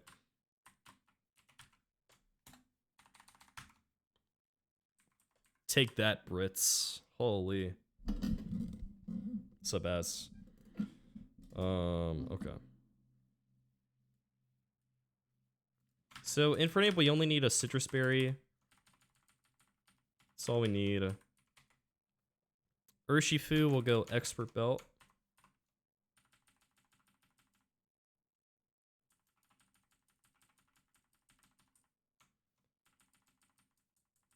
It's crazy how late in the game you get Expert Belt. So that's a move that I would spam in like every other game.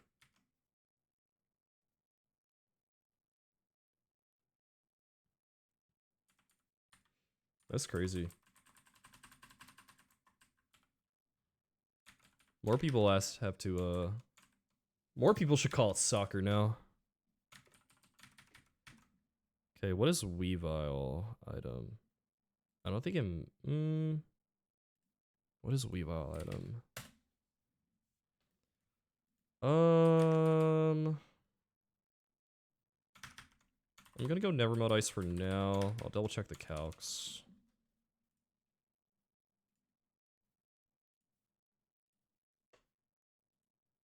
No, they shouldn't.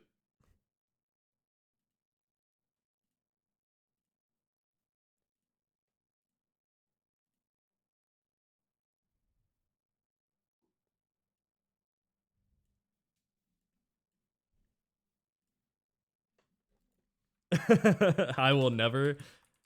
I respect it. I respect it.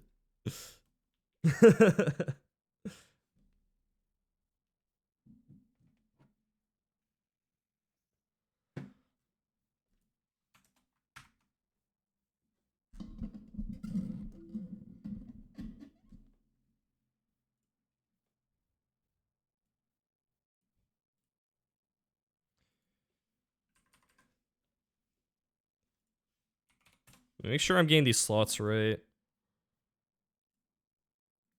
Fake out. Urshifu. Kill. And then Infernape's in slot 1. Out damage. You have kill. Don't know you're dead. And then Urshifu next turn outspeeds and kills with Surging Strikes.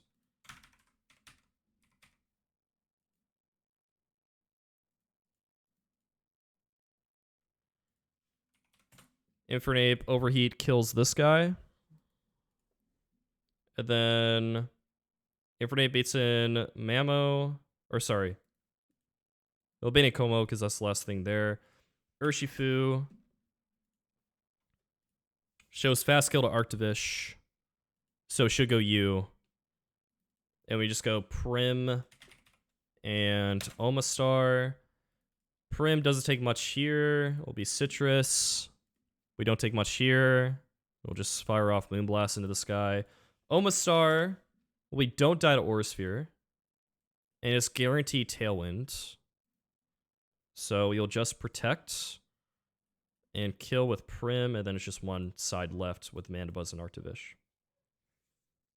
True, Grin. Yeah. That would have made it a lot harder. Because I was like, I thought I was missing something. Seeing that it was Water Absorb. I was like, is it really that easy? Apparently it is. Should call, everyone should call his association. American, rugby, and whatever other sport have football tagged at the end. Yeah.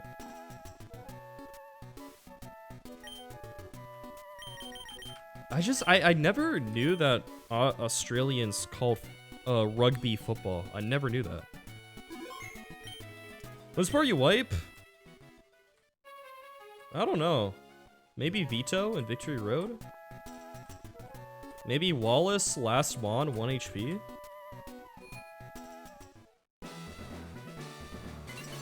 Cinematic?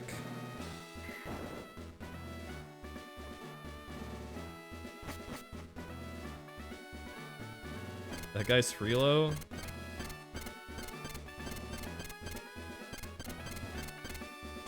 Okay, so just fight you. I got a Fwan. I have a Fwan Juan fight. It's gonna be crazy. Okay, should be this.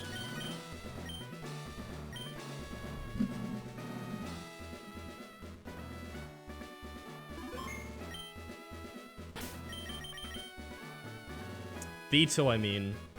Oh. Okay. I got you. How hard is it to not wipe to Shell Smash Cloister, man? Like, come on.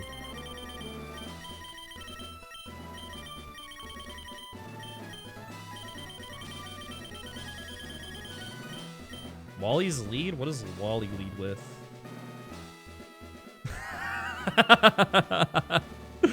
Oh no, I wonder, oh no, how am I gonna beat this Vikavolt? Oh no. Focus Sash Sticky Web Vikavolt. Oh no. That's good. Oh my gosh. We might be able to do that fight today, maybe. No promises. I think the dull battle before Evergrande's kind of tough, huh? Run&Bun or Radical Red.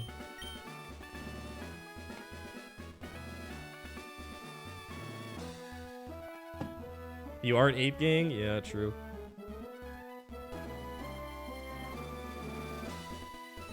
Alright, I think we got the cell battle figured out.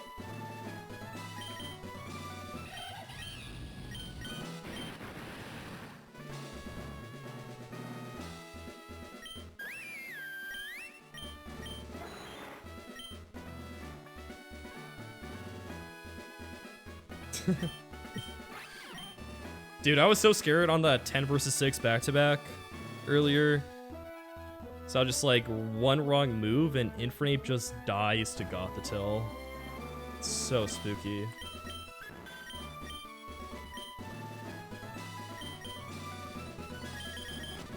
Alright. Alright, I'm feeling good. Okay, dull battle, let's get it. Graceful glide across the ice while crossing no lines. A trainer putting on that performance would be elegantly beautiful. I train my Pokemon together with Juan.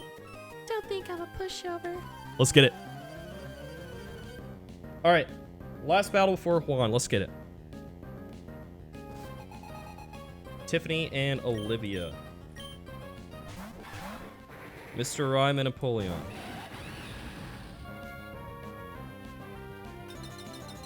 Wait, is this left guy? Oh wait, no. Napoleon's supposed to be on the right. Right? Yeah, no, this is good. Okay.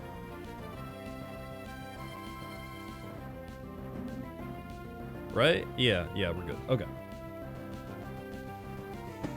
Okay. Looks like they're holding hands. It kind of does. Okay. So, what we do here... So it's a permanent hail fight. We're gonna fake out Mr. Ryan to break Sash. It does have Ice Body, but it's not gonna do enough to heal it back into Sash range. So we click Fake Out. And Urshifu, Close Combat, just raw kills Empoleon. See ya. And now, specifically, Infernape is in slot 1. And will only be dead to Mamoswine. So it should bait in Mamo.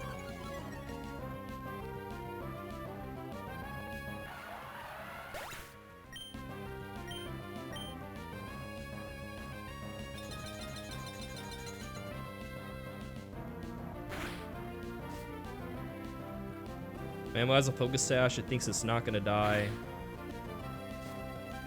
I got bad news for him. Okay, sick. We go Overheat on Mr. Rhyme. Just double check. Yes, Overheat Mr. Rhyme, and Surging Strikes will kill Mamo through Sash. Last one to come in on slot 1 will be Comwo. And Urshifu shows Fast Kill to Arctivish, so it should go Mandibuzz.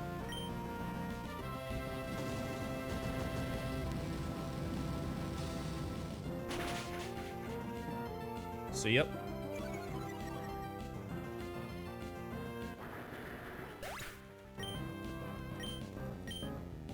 So, yep. Should be Mandibuzz and Como next.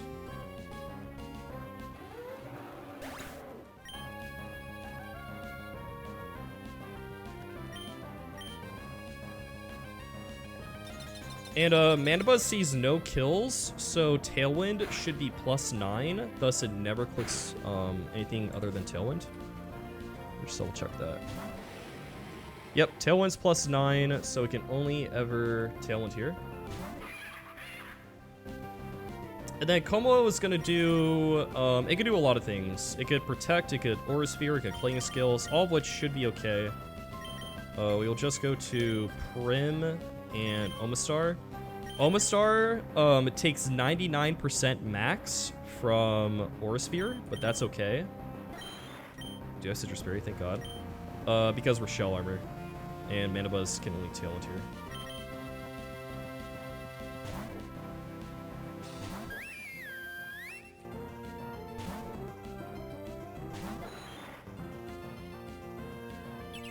Okay, that works. Tailwind, okay. Highest damage on Prim is Foul Play, so it can't Dark Pulse flinch me. All we gotta do is kill this Comwo. And then let me write this down. That's first turn of Tailwind. We want to kill this Mandibuzz with Tailwind down so we can chain the Arctivish. This is turn 2 Tailwind. We Moonblast you and we Protect. Double Protect, that's okay. So turn 2 a Tailwind.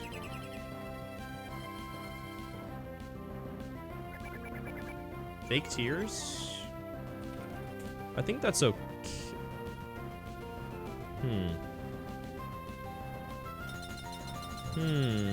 Yeah, okay, so Dark Pulse, it can never Dark Pulse me still. It can still never Dark Pulse me. And I'm not dead to Flash Cannon crit. So I should be okay. He hasn't got his Roach Spray activated. Would die to Hail? Citrus Berry would activate, and then I wouldn't die. Now my Omastar can die, though. Also, it probably attacks Omastar here. Also, most likely just attacks Omastar. So let me see. That was Turn 2 a Tailwind. Mandibuzz still has to only foul play potentially into Prim. We go for Moonblast. And now we gotta swap you out. We can go to you. Should be okay now. Yeah, we should be okay. It can only ever Aura Sphere or Omastar. Prim can only get hit by Flash Can potentially. But I don't die to Foul Play plus Flash Cannon because I have my Citrus Berry, right?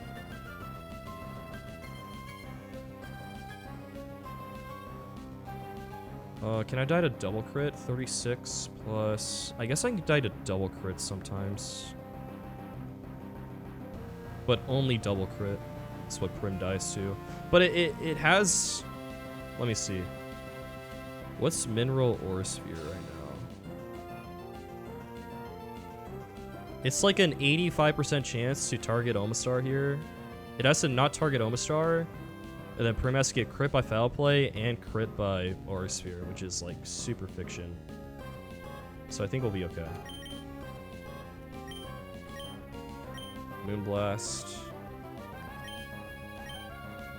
And a Fable. This is turn 3 a Tailwind. Prim can technically die this turn, I guess. Okay, nice.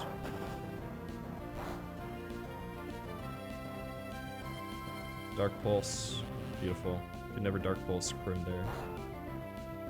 Nice crit.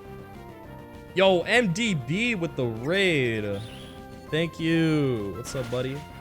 Are you doing the Freeze Eye Ranbats thing by chance? Or are you playing? Mix and Mega? Dude, I promise I'll get to that. I promise. I've been doing Run&Bun like every day. Calking. Or streaming. Like every single day. Open the ladder? Oh shoot. Oh shoot. Oh boy.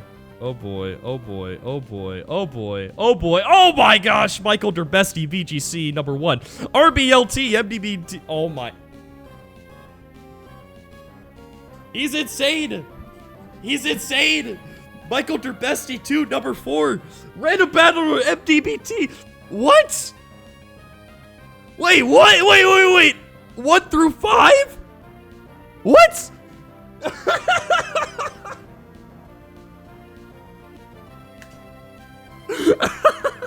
What the heck? That's insane.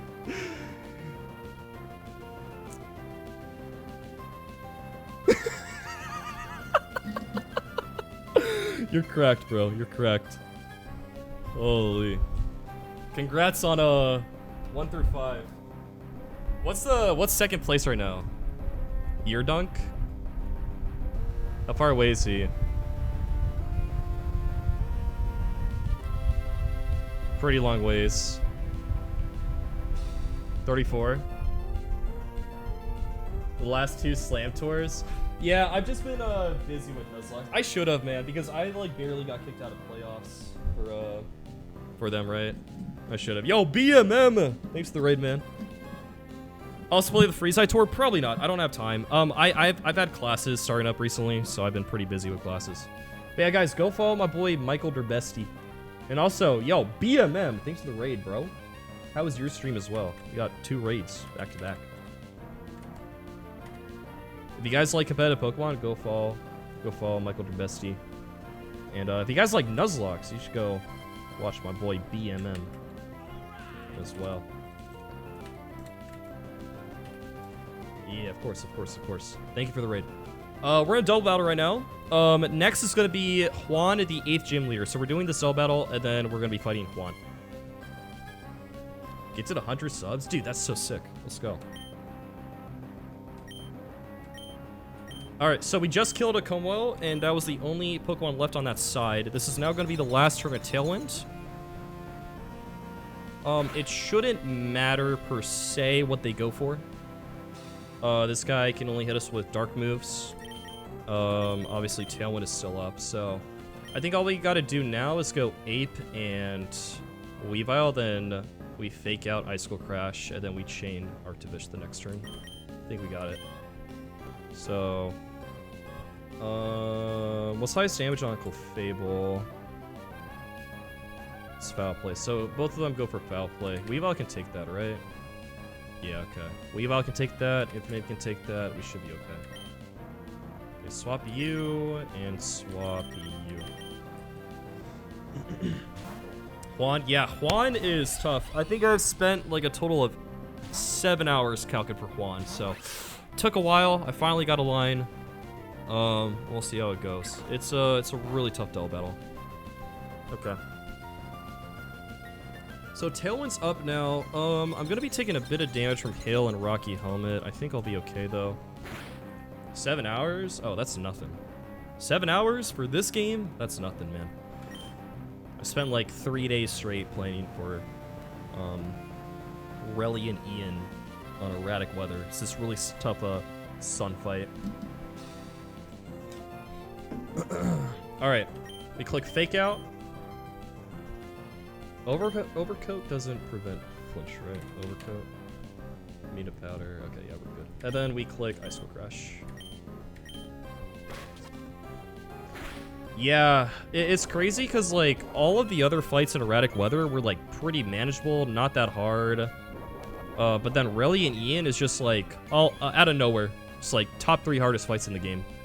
It's insane. That fight, honestly, was probably the second hardest fight in the game that I had to plan. But yeah. Okay, Mandibuzz. We outspeed with Weavile, so we just kill that guy. I'll just click Fake Out again. And then Icicle Crash, then we chain Arctivish. Okay, that scared me for a second. Archie and Seafloor Cavern was the hardest one I had to calc for. Archie and Seafloor Cavern, by far hardest fight. For me. I had no Zapdos answer. Every single one of his Pokemon were Demon. I had to scale Greninja Nature. I had to sack 2. It was really rough. The only other fight I had to sack 2 on, I think was Pyre Tag. I don't remember if my Maxi in Magma Hideout was 2 sacks or not.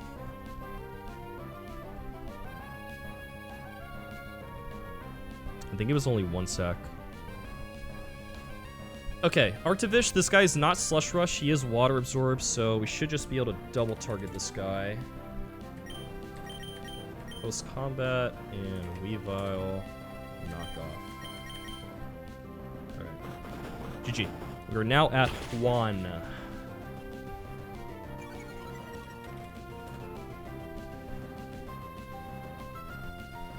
That was a little scary there with the Double Protect, but okay.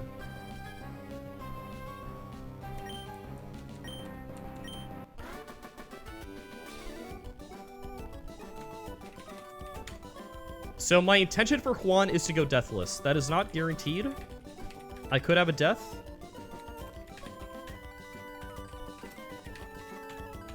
I don't know if it's possible to wipe. Maybe.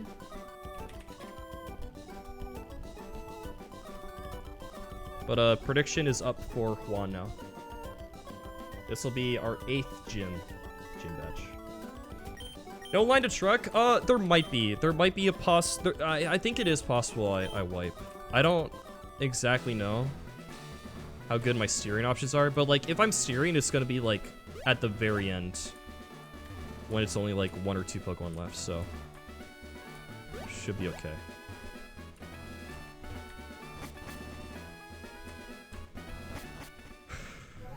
I think I have a really good chance to go Deathless, though. Really good chance to go Deathless. It seems like a really good line. Granted, it took so freaking long to cook, because I was trying to not use a heart scale for this fight.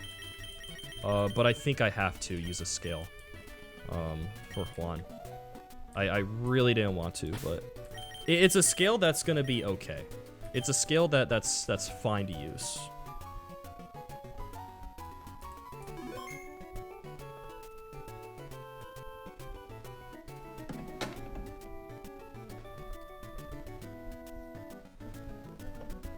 Yeah, man, if we could do all of Juan Gym Deathless, that would be pretty crazy.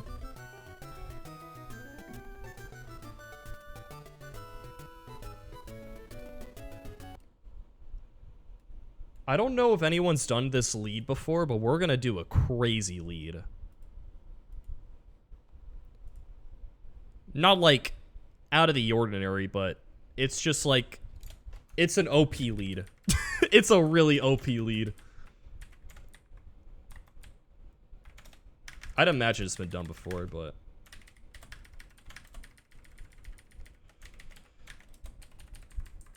Also, if you guys are coming in and you're curious, this is the box. I have almost two boxes of Pokemon right now. The big thing right now is that we're focused on Elite Four guys. So like, there's very specific things that are good on Elite Four right now. Weavile, Dragapult, Primarina, Urshifu. Those are the big four. These four right here are very good common Elite Four Pokemon that will most likely come, but we'll see. What's in the third box? What? Wait, how did this guy get out of here? Bro, go back in jail. How did this guy escape? How did he escape? Get back in there.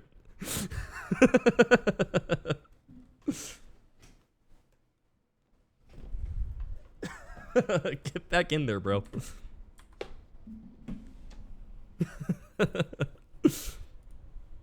He's committed crimes, okay. Such as being my encounter in a Cave of Origin and making me sad.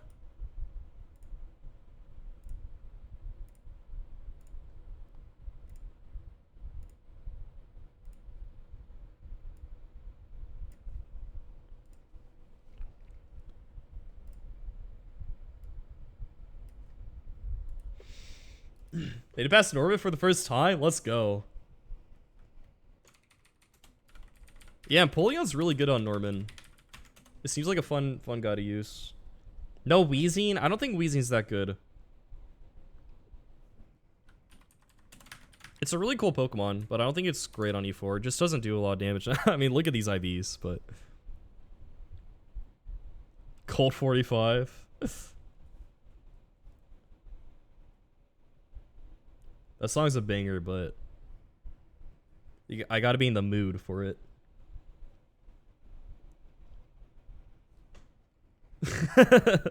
Okay, so gift Pokemon or trade Pokemon have 3 guaranteed 31 IVs, so I mean, even with that, yeah, even with the 3 guarantees, it's still pretty insane.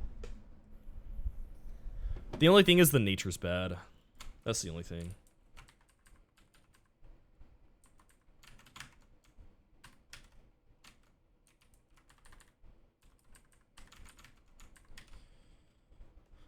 I want to see this guy pop off somewhere, but I know it's probably not going to happen. It's pretty good, Joe. It has, like, some very specific, really good matchups. Like, obviously I had Dragapult, but, Maxie's Garchomp, it beats pretty easily. Med location not showing up? It's a trade. Like, there's just some very specific scenarios that it's good in. And then, like, obviously, 4x fighting resist is nice. It has a really nice defensive profile for, like, pivoting, baiting moves, stuff like that. And, like, you know, like, Zoom Lens Will-O-Wisp is nice. It's cool. Boomin' Lizzie on tag. I mean, it's been alright. I've liked it. Yeah, I have all 3 trades. Which is kind of cool. I have Hamilton, I have Lizzie, and I have Akella. Some weird A4 tech. Champing this guy would be kind of sick. We'll see, though. Dude, I really want to chant this guy. This guy's been the GOAT. Top 5 or top 3 Pokemon this run, like, easily. This guy's insane. Especially, dude, Hidden Power Ground with Technician has been going insane. Insane. This guy, like, single-handedly won me Watson and helped out Norman. It came to every single fight in this gym besides this back-to-back and the double. It would have been better. It actually would have been better on this back-to-back. It actually would have been better, but obviously I'd rather risk Meganium over Roserade, right? Some weird E4 tech. Really? Like PP stall type of tech? I'd imagine. Like PP stall wise. That's the only thing I can really think of. Preferred nature on Beedrill? I think adamant. I'm not sure though. I remember last run I skilled adamant on my Beedrill.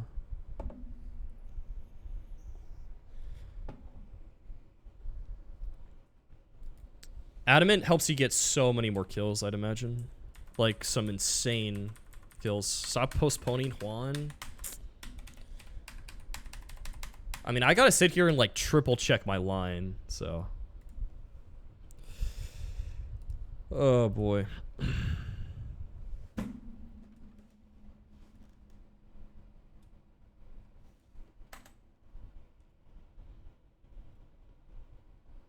Yeah, I'd imagine you win E plus tech on that.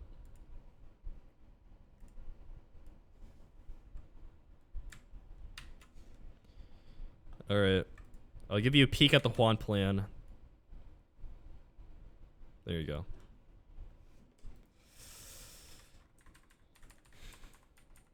Alright, so the first... Okay, so the first member that's coming to Juan. It's a Pokemon that hasn't came out of the box since either Norman Split or like Desert. Once I got Omastar, this guy has not left the box once. It literally has not left the box once. My level 56 Caracosta is finally coming out of the box. It's finally coming out of the box. But man, it is really good for this fight. Really good. Okay. The second Mon that we're bringing is we're doing a really cool lead. I don't know if it's been done before. I'd imagine it has been. But we're leading Dragapult and Caracosta. Dragapult, Caracosta. We have an insanely good lead. It's crazy. No, we're gonna level up to 74 exactly. The third Pokemon that we're gonna bring is Mr. Mario the Urshifu. You kind of just like always bring this guy to this fight. I mean, killing this Glacier is so hard to do. I only have like a few other things that could possibly kill Glacier, and that's like Choice Band Blaziken. Maybe like Infernape with Choice. Or no, you have to go like Fire Gem, get Fake Out Chip, but then you kill. Kill this guy's like so freaking hard. But Urshifu is obviously the most common one to do it. The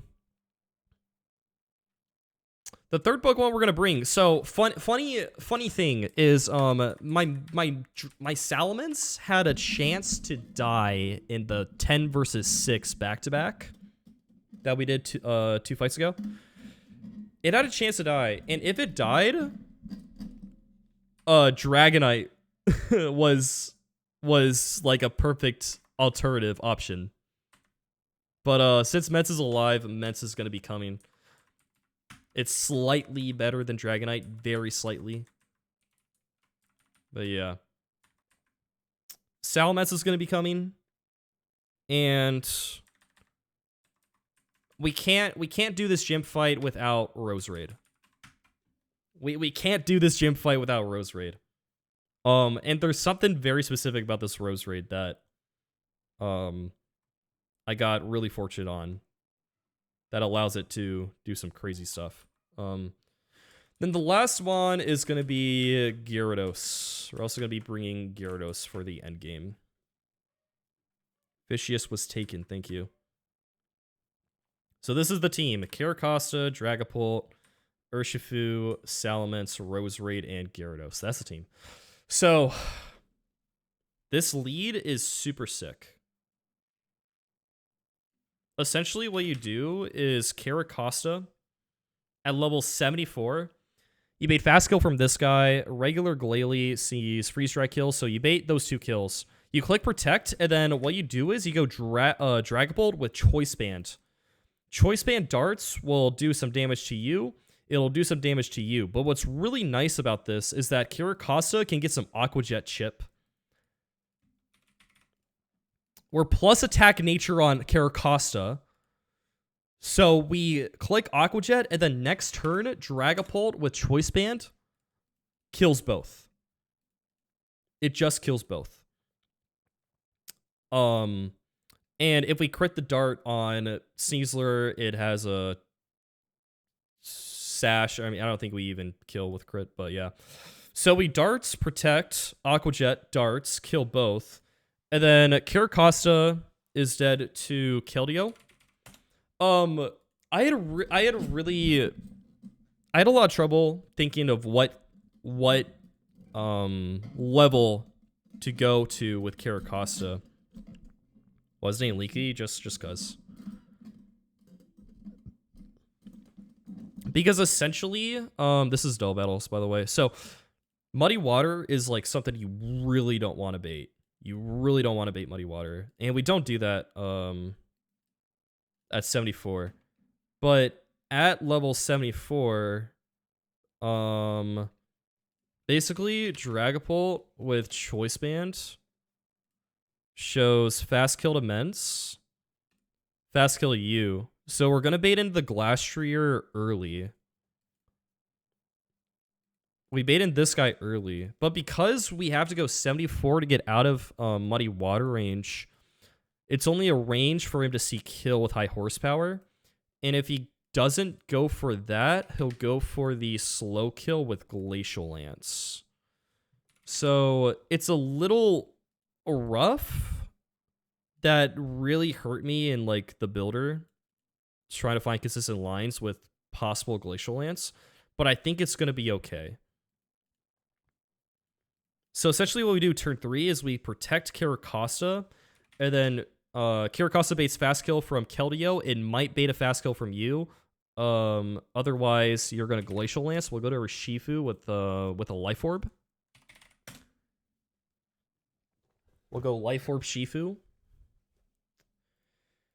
So we might take a Glacial Lance, but that's okay. Because if we get crit by Glacial Lance, Keldeo doesn't see a kill on us the next turn, which is very big.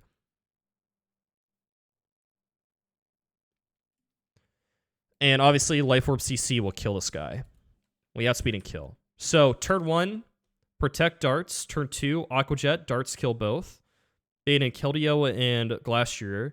Protect Caracosta, swap out Dragapult for Urshifu. Urshifu might take a little bit more damage, but that's okay. And then turn 4, we CC kill Glastrier, and then we gotta swap Caracosta. This guy will die. Keldeo still sees Fast Kill on Caracosta. We're gonna go to Salamence. Salamence on either Pump or Secret Power, both of which should be okay.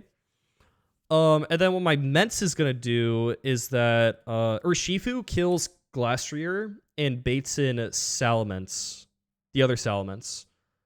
So Salamence is going to come in. It's going to be Salamence and Keldeo.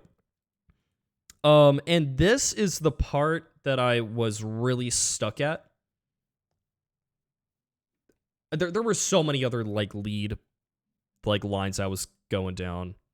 Like different lines I was going towards. But I can't let this Mence stay alive. I just can't. Because Dragon Rush can miss. I can sometimes like bait dual wing beat consistently, but even then, like it was getting scary. Because like you have to consistently bait fast kills from this guy. So it does a tailwind.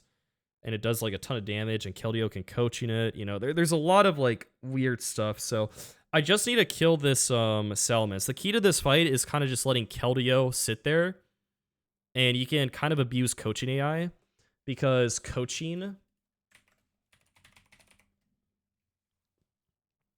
it essentially is going to be +9 80% of the time, +8 20% of the time. So it's like super likely to coaching. Now, I'm not relying on that. It's like a combination of things that can happen. But abusing that coaching AI is really nice. So it's going to be Salamence and Urshifu on the field. We're going to go Choice Scarf Salamence. And unfortunately, I couldn't find a way to kill this Salamence and find a safe line without scaling Draco. So we're going to scale Draco Meteor on Salamence. Obviously, Outrage, you can't pick the target. We're going to scale Draco on Mence. That will barely get the kill. And what's funny is that if my Salamence died in the gauntlet, I could just use Dragonite here. And instead of scaling Draco, I would scale Special Attack. So either one would work. You know, both of them have the same typing. They don't take much from Keldeo. They both, with Choice Scarf, outspeed and kill Mence. And that's really all I really needed from them. So I was using a scale one way or another. But since Mence is alive, we'll use Salamence. We got Choice Scarf. And I think scaling Draco Meteor is more valuable on Mence than scaling Special Attack on Dragonite, right? So we go Choice Scarf Draco. Salamence dies. And then Urshifu is... so a few things can happen now. Because Salamence is going to take one hit from Keldeo. Now is where the variance happens. We only died a double crit from this guy, so if it doesn't want to coaching the next turn, we only died a double crit. And then Urshifu, if we got Glacial Lanced, we'll be in range of Pump and Secret Sword. If we didn't get Glacial Lance, or we might be in range of Hydro Pump, probably just Secret Sword. We could not be in range of this kill. There's a few things that can happen. If we're not in range, it'll mostly go for coaching into Mence. His own Mence, obviously. He could attack me, but that should be okay. I'm never in range of Muddy Water. So Skeldeo's going to do something random, but because we're Choice Scarf Mence, coaching's irrelevant this turn, right? So on this Urshifu slot, we kill the Salamence with our own Mence, and then we're going to swap Urshifu into Roserade. So this is where the risk comes in.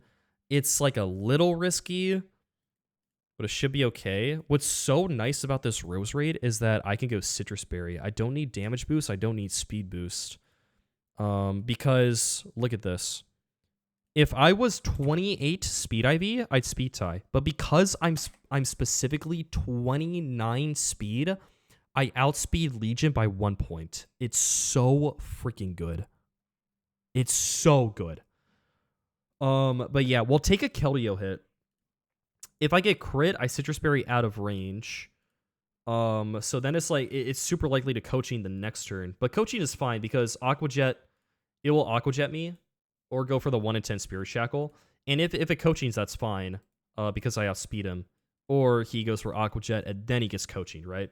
So the way that Roserade dies is either by double crit, or if it doesn't go for coaching, it has to not go for coaching, which is really likely, and attack my Roserade. And then Roserade has to take 3 hits, and obviously I die. The reason it's only double crit that kills me is because on the Mence slot, we'll be switching in Gyarados and get the Intimidate on this guy. So if we got if Keldeo didn't attack us the turn we swapped in, but then attacks us next, it's only double crit that kills us. Because Aqua Jet will do that much, and then crit Secret Sword will do that much. So we'll be barely out of range of just dying to crit. And then, you know, Leaf Storm just kills this guy and we'll have Citrus Berry. And then, yeah, Gyarados is just swapping in for the Intimidate. And then we'll go Zoom Lens on Gyarados. End game is just going to be solo Keldeo. Dragapult will be at full. It's like super free at that point. So that's kind of the plan. Everything's kind of okay until it gets to Rose Raid, having to swap in on Lastmon Legion. Rose Raid can die to double crit or no Coaching Eye, and it gets targeted 3 times. That's how Rose Raid dies. We'll see mid-battle if we can steer out of it. Although and like, you know, if Rose Raid happened to die, we still have Choice Band Pult in the back. That can kill the Legion, and like I just need to get like Chip with something else, you know. Like there's ways to steer out of it, and like I don't care if Kirakasa dies. So like I don't know exactly how the worst possible end game scenario can play out, but I just assume we have really good steering options. So yeah, we gotta do a few things. First of all, we gotta use a heart skill, which is a little unfortunate, but a small price to pay to have a pretty good line here and potentially go Deathless. So remember a move. We are now using another heart skill. It's kind of annoying, but it is what it is. That is going to be our 16th heart skill used. I think we have 16 left. So, I mean, overall, we're still doing really good. All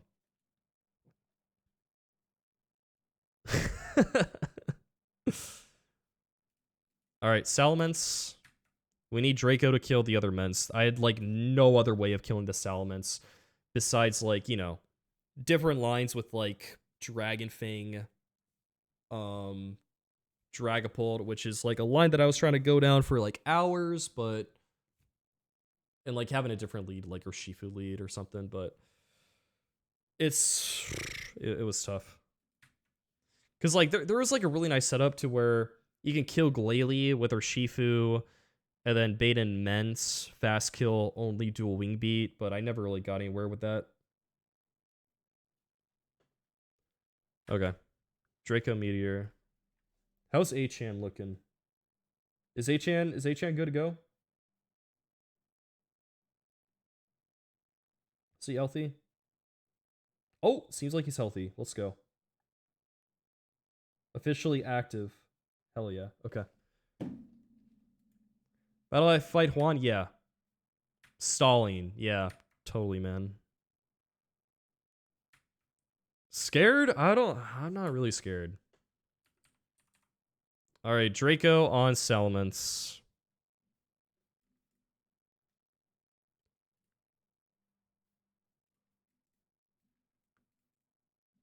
Goodbye, Brick Break.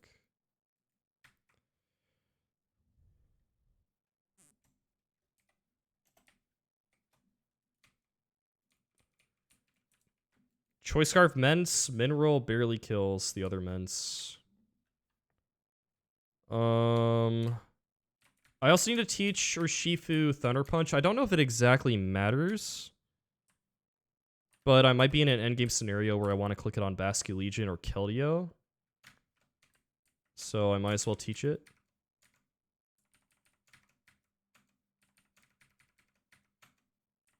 Goodbye, Brick Break, for now.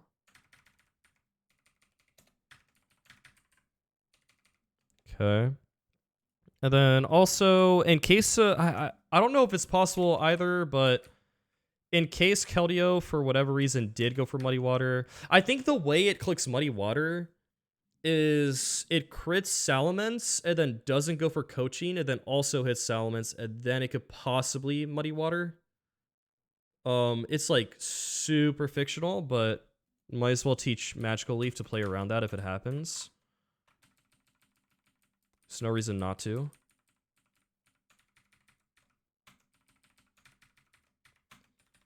I don't need Hidden Power, obviously. Okay. Okay. If Ments died in Gauntlet, Scale Steanite, Special Attack. Nope, we're good. Okay, and then we also need to level up Kirakasa to level 74. Let me double check this. So, Kirakasa at level 74 is obviously dead to you. We are dead to regular Glalie, and then importantly, we are never dead to Muddy Water. But this is the minimum I need to be at, because at 73 I can bait Muddy Water. We can't do that. I have to go 74, which only sometimes baits high horsepower, but that's okay. Glacial Lance is fine into Urshifu. Okay, 74.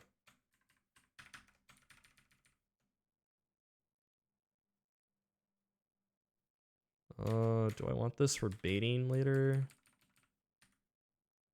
I need Protect and Jet, obviously. Yeah, I just won't teach it. It's fine. 74.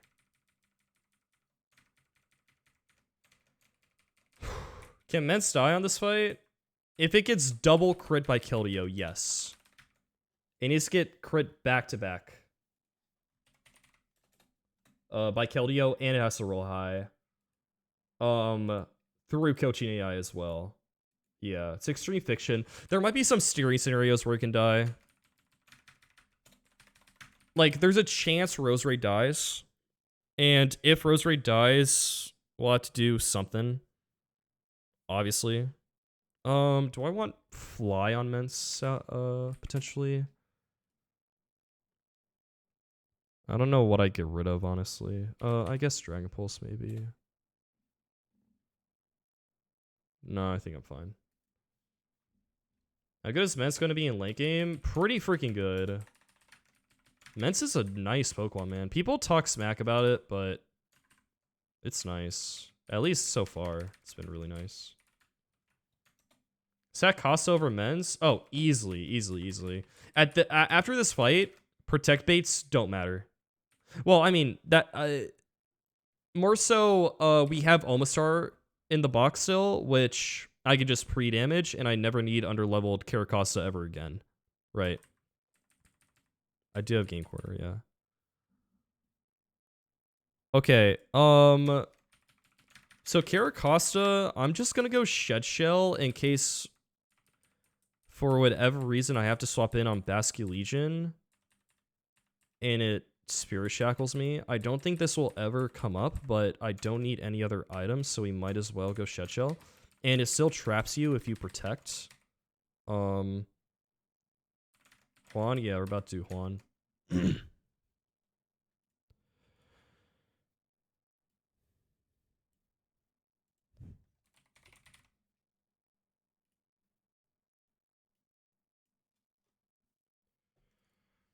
Okay, Pult needs Choice Band. We're going Choice Band, Dragapult.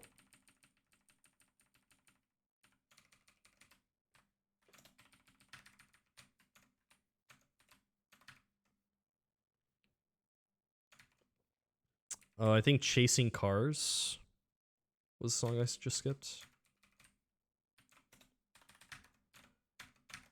Alright, Choice Band, Dragapult's gonna go insane on this fight. Urshifu needs Life Orb. Salamence needs Choice Scarf. Yeah, there you go. Thank you.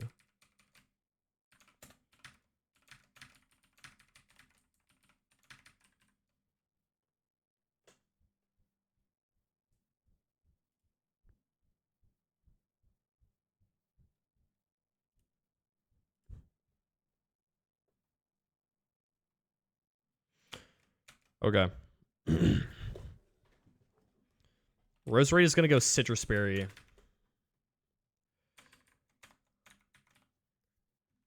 Gyarados is going to go Zoom Lens.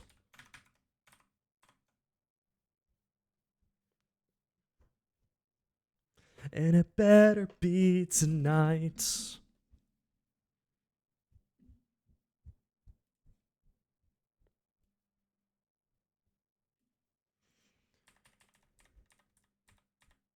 Know everywhere to go. I know when the battle and you're ready to go. Everywhere to go.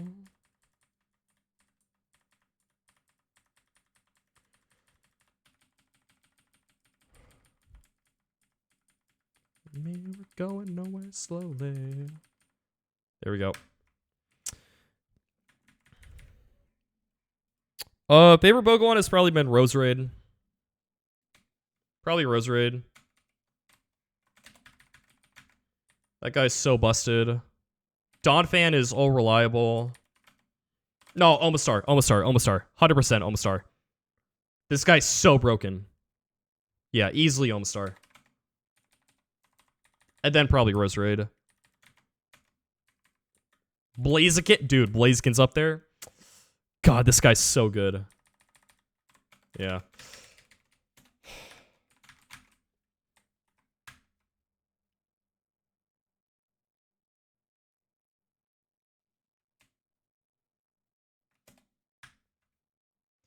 Okay, I just need to triple check this this fight, okay?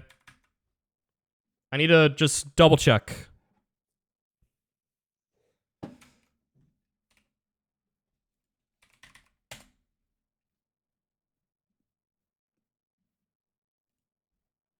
Right, I feel like so on and independent, but I'm dependent on you now. The only thing that I just can't be without. I'm after you tonight. I'm coming after you tonight. On a pedal and you're ready to roll. Even if you don't have everywhere to go. On a pedal and you're ready to go. You seem.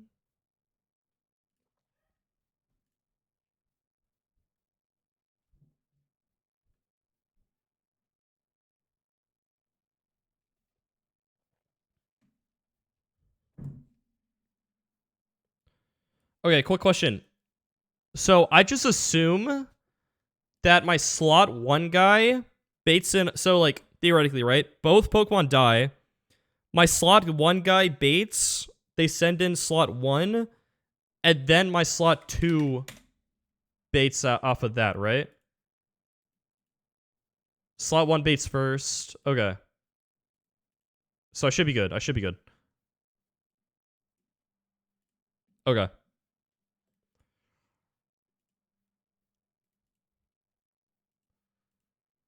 Okay.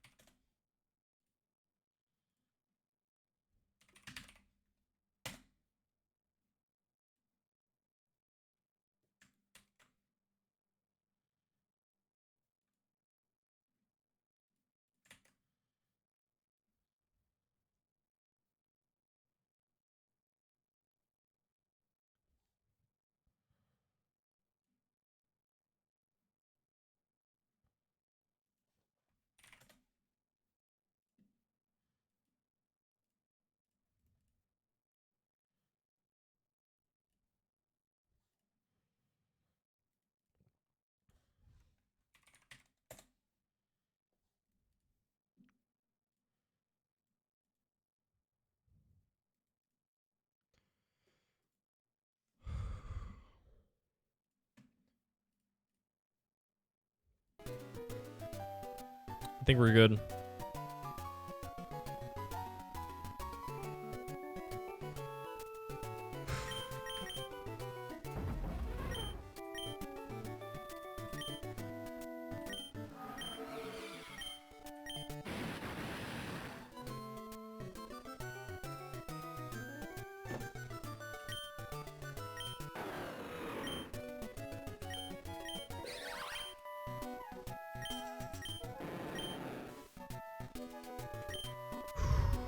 Okay. I think I'm pretty sure ran her already, right?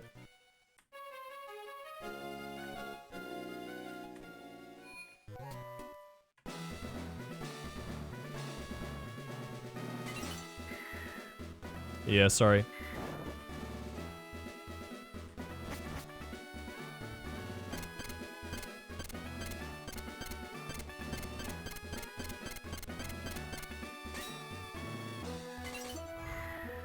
Dude, it's the final gym, man!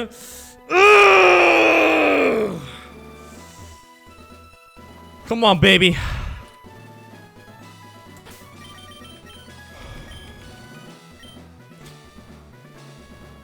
Alright. I'm gonna refill my water and use the restroom real quick, and then we'll get into it. I'll be back in a couple minutes. BRB.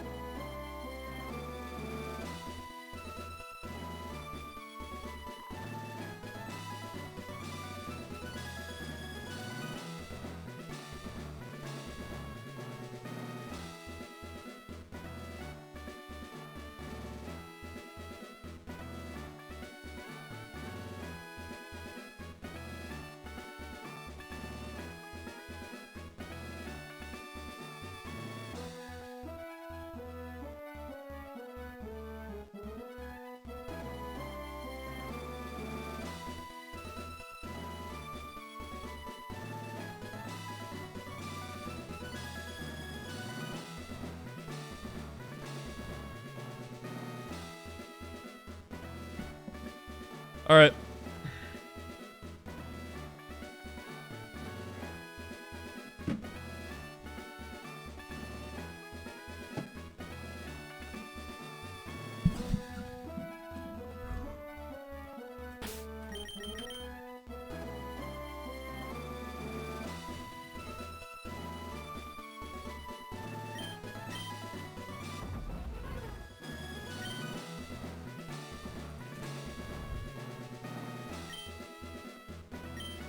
I'm gonna refill my water. Forgot to do that.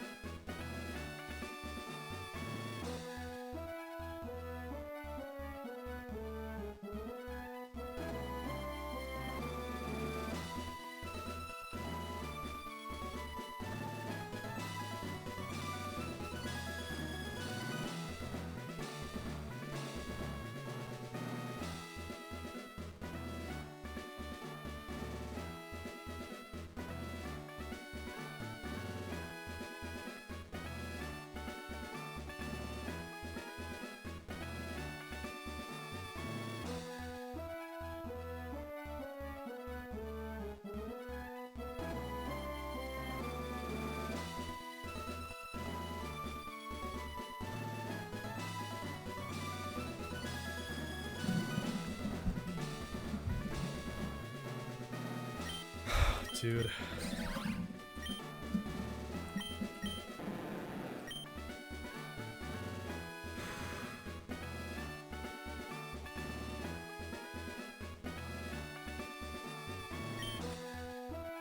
Okay, real quick. Just in case. Actually, no, never mind. I need to teach Gyarados strength in other lines, but we're fine. Ads are over? Okay, perfect. Just double check my items. Shed Shell's only a just in case scenario.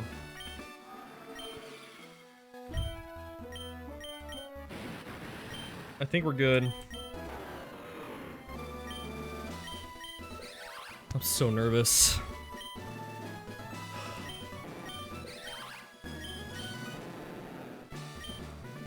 You guys don't know how freaking long this fight took me to calc. Oh my gosh.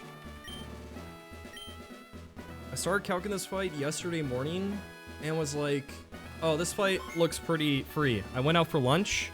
I came back. I didn't stop calcing until like 9 p.m. And then this morning, I finally found a line from calcing from this morning to afternoon. And I finally got a line.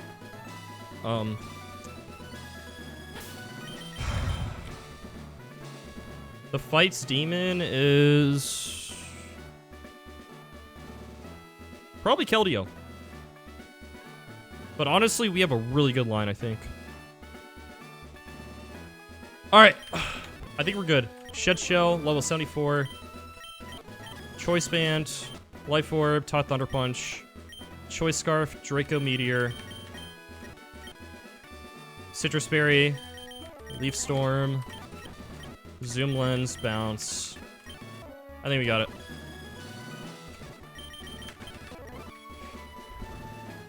There we go.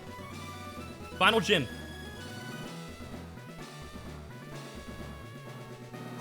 It's the last gym badge that we need. Let me ask you. Did you know? Oh. I should not be so coy. It was I who taught Wallace everything there is to know about Pokemon. Once I had given up my position as the gym leader, in my place, I'd entrusted Wallace with the gym. However, a compelling reason arose for me to make a comeback. Ah, but enough chatter. Let's begin our match, shall we? Let's get it! Please, you shall bear witness to our artistry. A grand illusion of water sculpted by Pokemon and myself. Let's go, baby! Final gym! Juan, dull battle. Let's get it. This fight isn't permanent hail, right? Right? I just thought of that. It's not, right? Alright, let's go. There we go. Alright, we got Caesar and Glalie. This lead is really tough. Caesar has a focus sash, it's hard to kill. And Glalie, Glalie's moveset is very, very, very, very, very annoying. However, Leaky. He's been in the box since Norman split. This guy's not come out of the box in like a billion years, okay? But he's been in the box charging up for this moment. It's his time to shine. Essentially what he does is that he baits a fast kill freeze dry from Glalie and fast kill close combat from Sneasler, which is absolutely perfect. That's exactly what we need. We will be clicking protect this turn on both those moves. Now, Dragapult. Dragapult lead. I don't know how common this is, but Dragapult's gonna go absolutely insane. Choice Band Dragon Darts will do around 50% to both. And then the next turn we will kill both using Aqua Jet from Caracosta on Glalie to confirm the range. It's absolutely insane. Max Attack Dragapult is going insane here. Absolutely insane.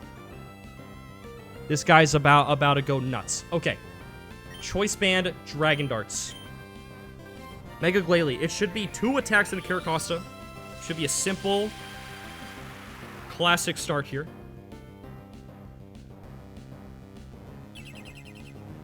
Should be being 2 fast kills. Dragon Dart.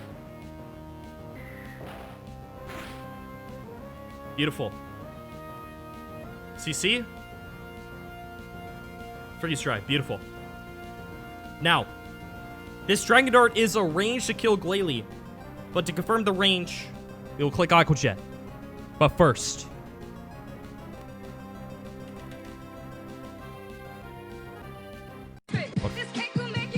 we got the ball! We got the ball! It's his time to shine! We got the pulp. We got the pulp. We got the pulp. Pulp. We got the pulp. We got the pulp. Pulp. We got the pulp. We got the pulp. We got the pulp. We got the pulp. We got the pulp. Woo! We got the pulp. We got the pulp. We got the pulp. Let's go, baby! Let's go! Okay. So this turn, we click Aqua Jet on Glalie, confirm the range, and we kill both. Take a deep breath. Oh my gosh. One sec. Okay. Aqua Jet, Glalie, Dragon Darts, kill both. Okay.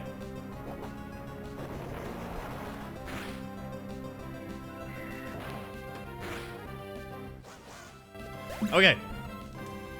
Caracasa is dead to fast kill Keldeo. That should be coming out. Dragon Bolt shows fast kill to Salamence and Basket Legion. We should be baiting Glastrier early here.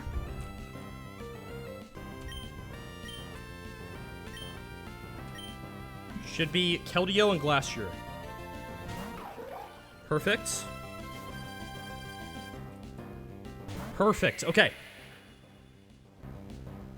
Okay, so at level 74, we never bait Muddy Water from Keldeo, which is good. We cannot do that. However, at level 74, we are dead to only some high horsepower rolls from Glastrier. This Glastrier can Glacial Lance here. If it does, it's not too bad. It can just potentially lead to some fiction happening. But it should be okay. It should be okay. And then Keldeo's either gonna Secret Sword or Hydro Pump into Leaky. Because we Aqua Jetted last turn, we can now Protect again. We will be clicking Protect. And Urshifu might have to take a Glacial Lance, but that's fine. We'll never be dead to Keldeo the next turn. It could just lead the turn after that to some stuff that can lead to even more stuff into bad stuff. Okay. Here we go. We prefer high horsepower here, but it's probably fine either way. Okay, does Lance. Alright. Crit should be irrelevant. We'll take the Lance, that's fine. Okay. It's all good, it's all good, it's all good. Okay, once again, Caracasa baits the kills. So Keldeo can never click Coaching here.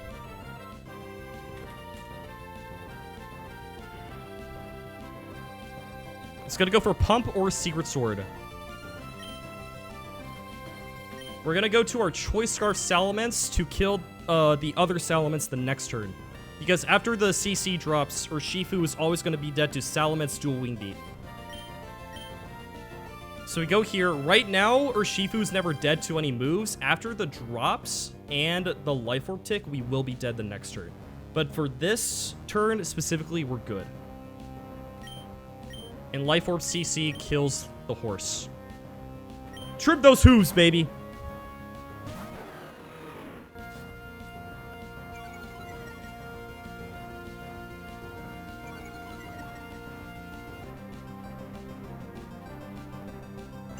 Secret Sword, all good.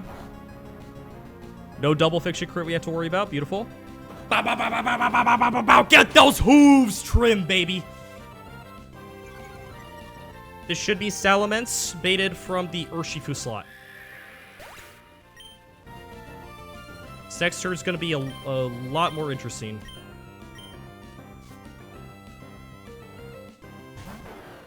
Beautiful. Okay.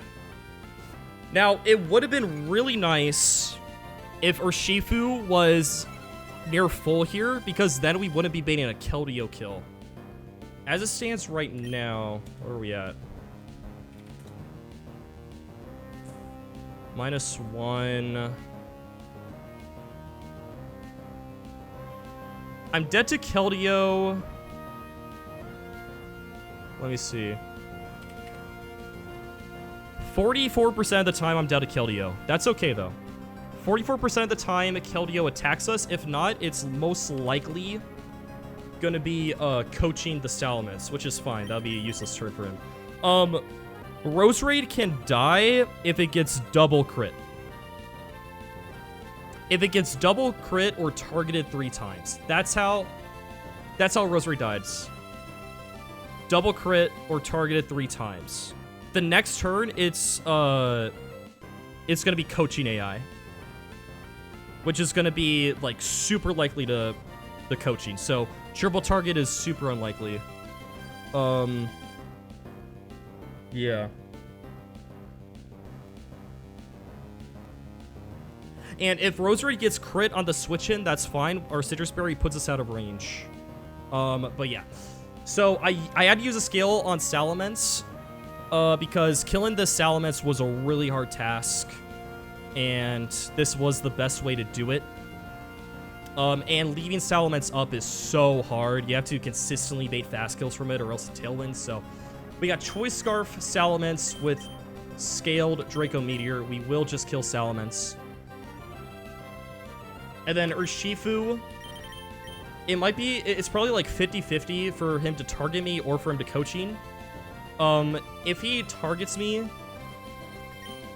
yeah, it just comes down to Roserade getting double crit after that, so we'll see. Okay. Here we go.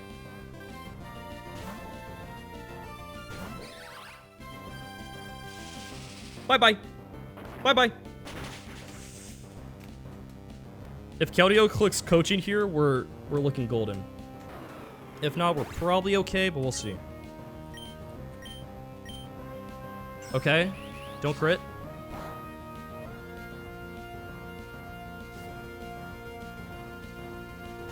What am I at? That was a max roll. The max roll did 49. Okay. Okay. We're not dead to the next one. We never were. What the heck?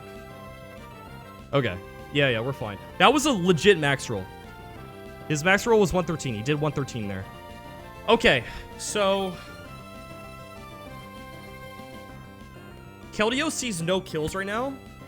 It's most likely going to coaching. These are the last two Pokemon. It's most likely going to coaching. Basculegion, 9 out of 10 times will be Aqua Jetting Roserade here. Which is fine. Which is fine. Now again, okay, yeah, Roserade only dies to double crit. It has to not coaching and crit me. Because with the Intimidate drop that we're about to get with Gyarados swapping in, we live Aqua Jet plus Secret Sword. There might be a couple rolls that kill me. Might be a couple rolls that kill me with that double up, but it's extremely likely to coaching here. If it does that, we're solid. It most likely has to crit us. One of the two moves, if Keldeo does decide to target us. It's also like 50-50 targeting from Mence also. So Mence is gonna swap to Gyarados. And then this is the beautiful thing. My Roserade came with 29 special attack, 29 speed IV.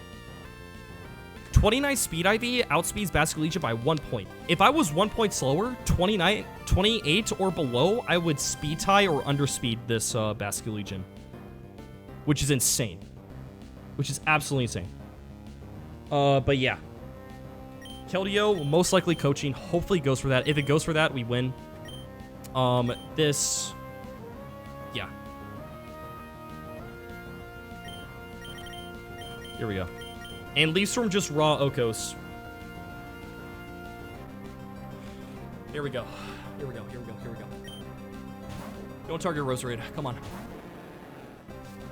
Intimidate so we take less from Jet. Come on, baby.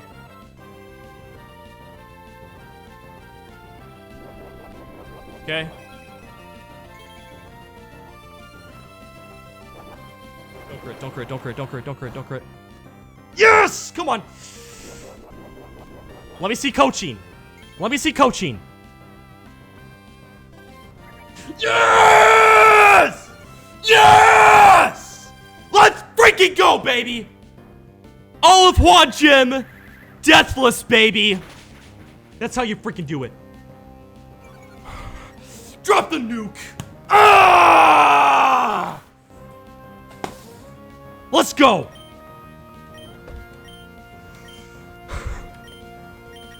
Bounce. Get Pulp back in here.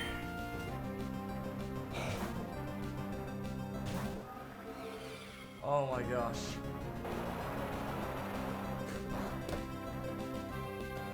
Oh my gosh. We're on Victory Road Split now. Yes! Let's go! Try all you want, man. You're not killing me. Bye-bye. Bye-bye. All of Juan Gym deathless, baby. Let's go.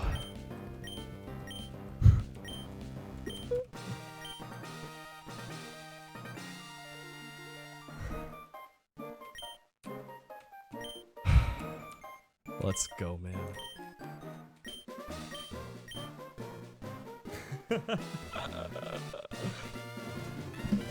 I spent 4 hours specifically trying to play around that Rose Raid risk. But you know what? Fiction is fiction.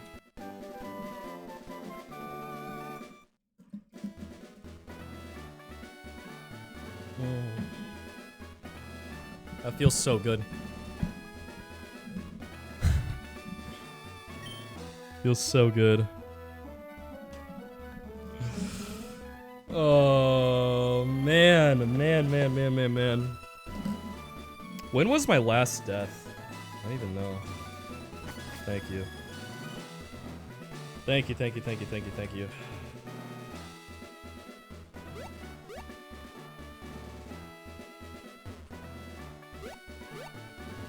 My next roamer is going to be 3 trainers into Victory Road, so not yet. I'm gonna wait on Casino. The reason I'm gonna wait on Casino is that I want to go for the Mythical. I really want to go for the Mythical, which I most likely will do. However, I need to do a little bit of E4 calcing to see if I don't need Hydreigon. I just need to make sure I don't need Hydreigon. Let me just double check. Where is it? Other... where is it? Game corner. Yeah. I have guaranteed, Hydreigon here, which I most likely am not going to go for, but I need to rule it out, right? It's smarter to just rule it out. Do some E4 calcs and see if Hydreigon would help me or not. And then after I rule this out, then we go for the Mythical. That's the plan. I want Mew or Celebi. Because they haven't been champed yet. Mew and Celebi haven't been champed yet. I think it'll be really cool. Is Garchomp bad in this game? It's not bad. It's just like past the point where it'd be like super useful, right?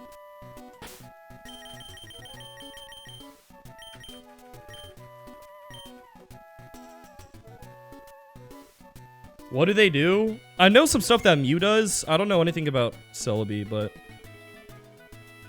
China. Oh, yeah, I guess China champ. But, I mean, like... I'm only... No diss to China, but... I'm just worried about our cheat. Shout out to all the Chinese runners, though. Alright.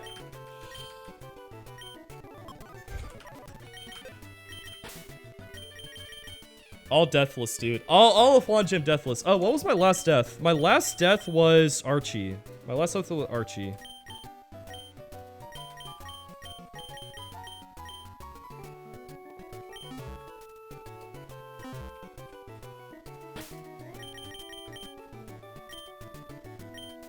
Okay. That's gonna do it for me today.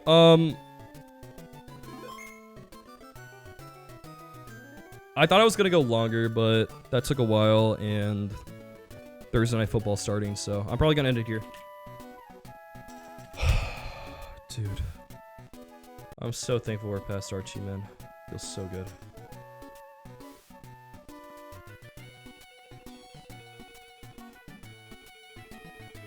That was so scary. He max rolled my Rose Raid, so I was dead to some crit rolls from that Aqua Jet there. That Aqua Jet had some crit rolls that killed me. See, he literally max rolled that Secret Sword. But we're good. We're freaking good, baby. Alright, I'm gonna raid Omar. Go say hi to Omar. I'll probably be live again tomorrow.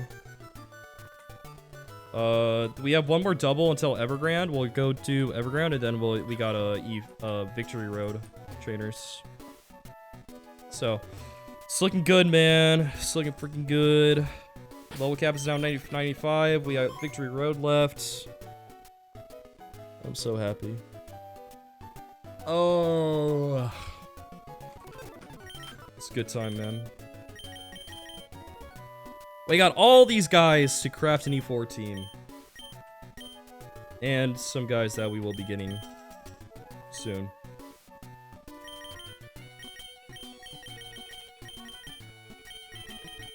Hint, hint.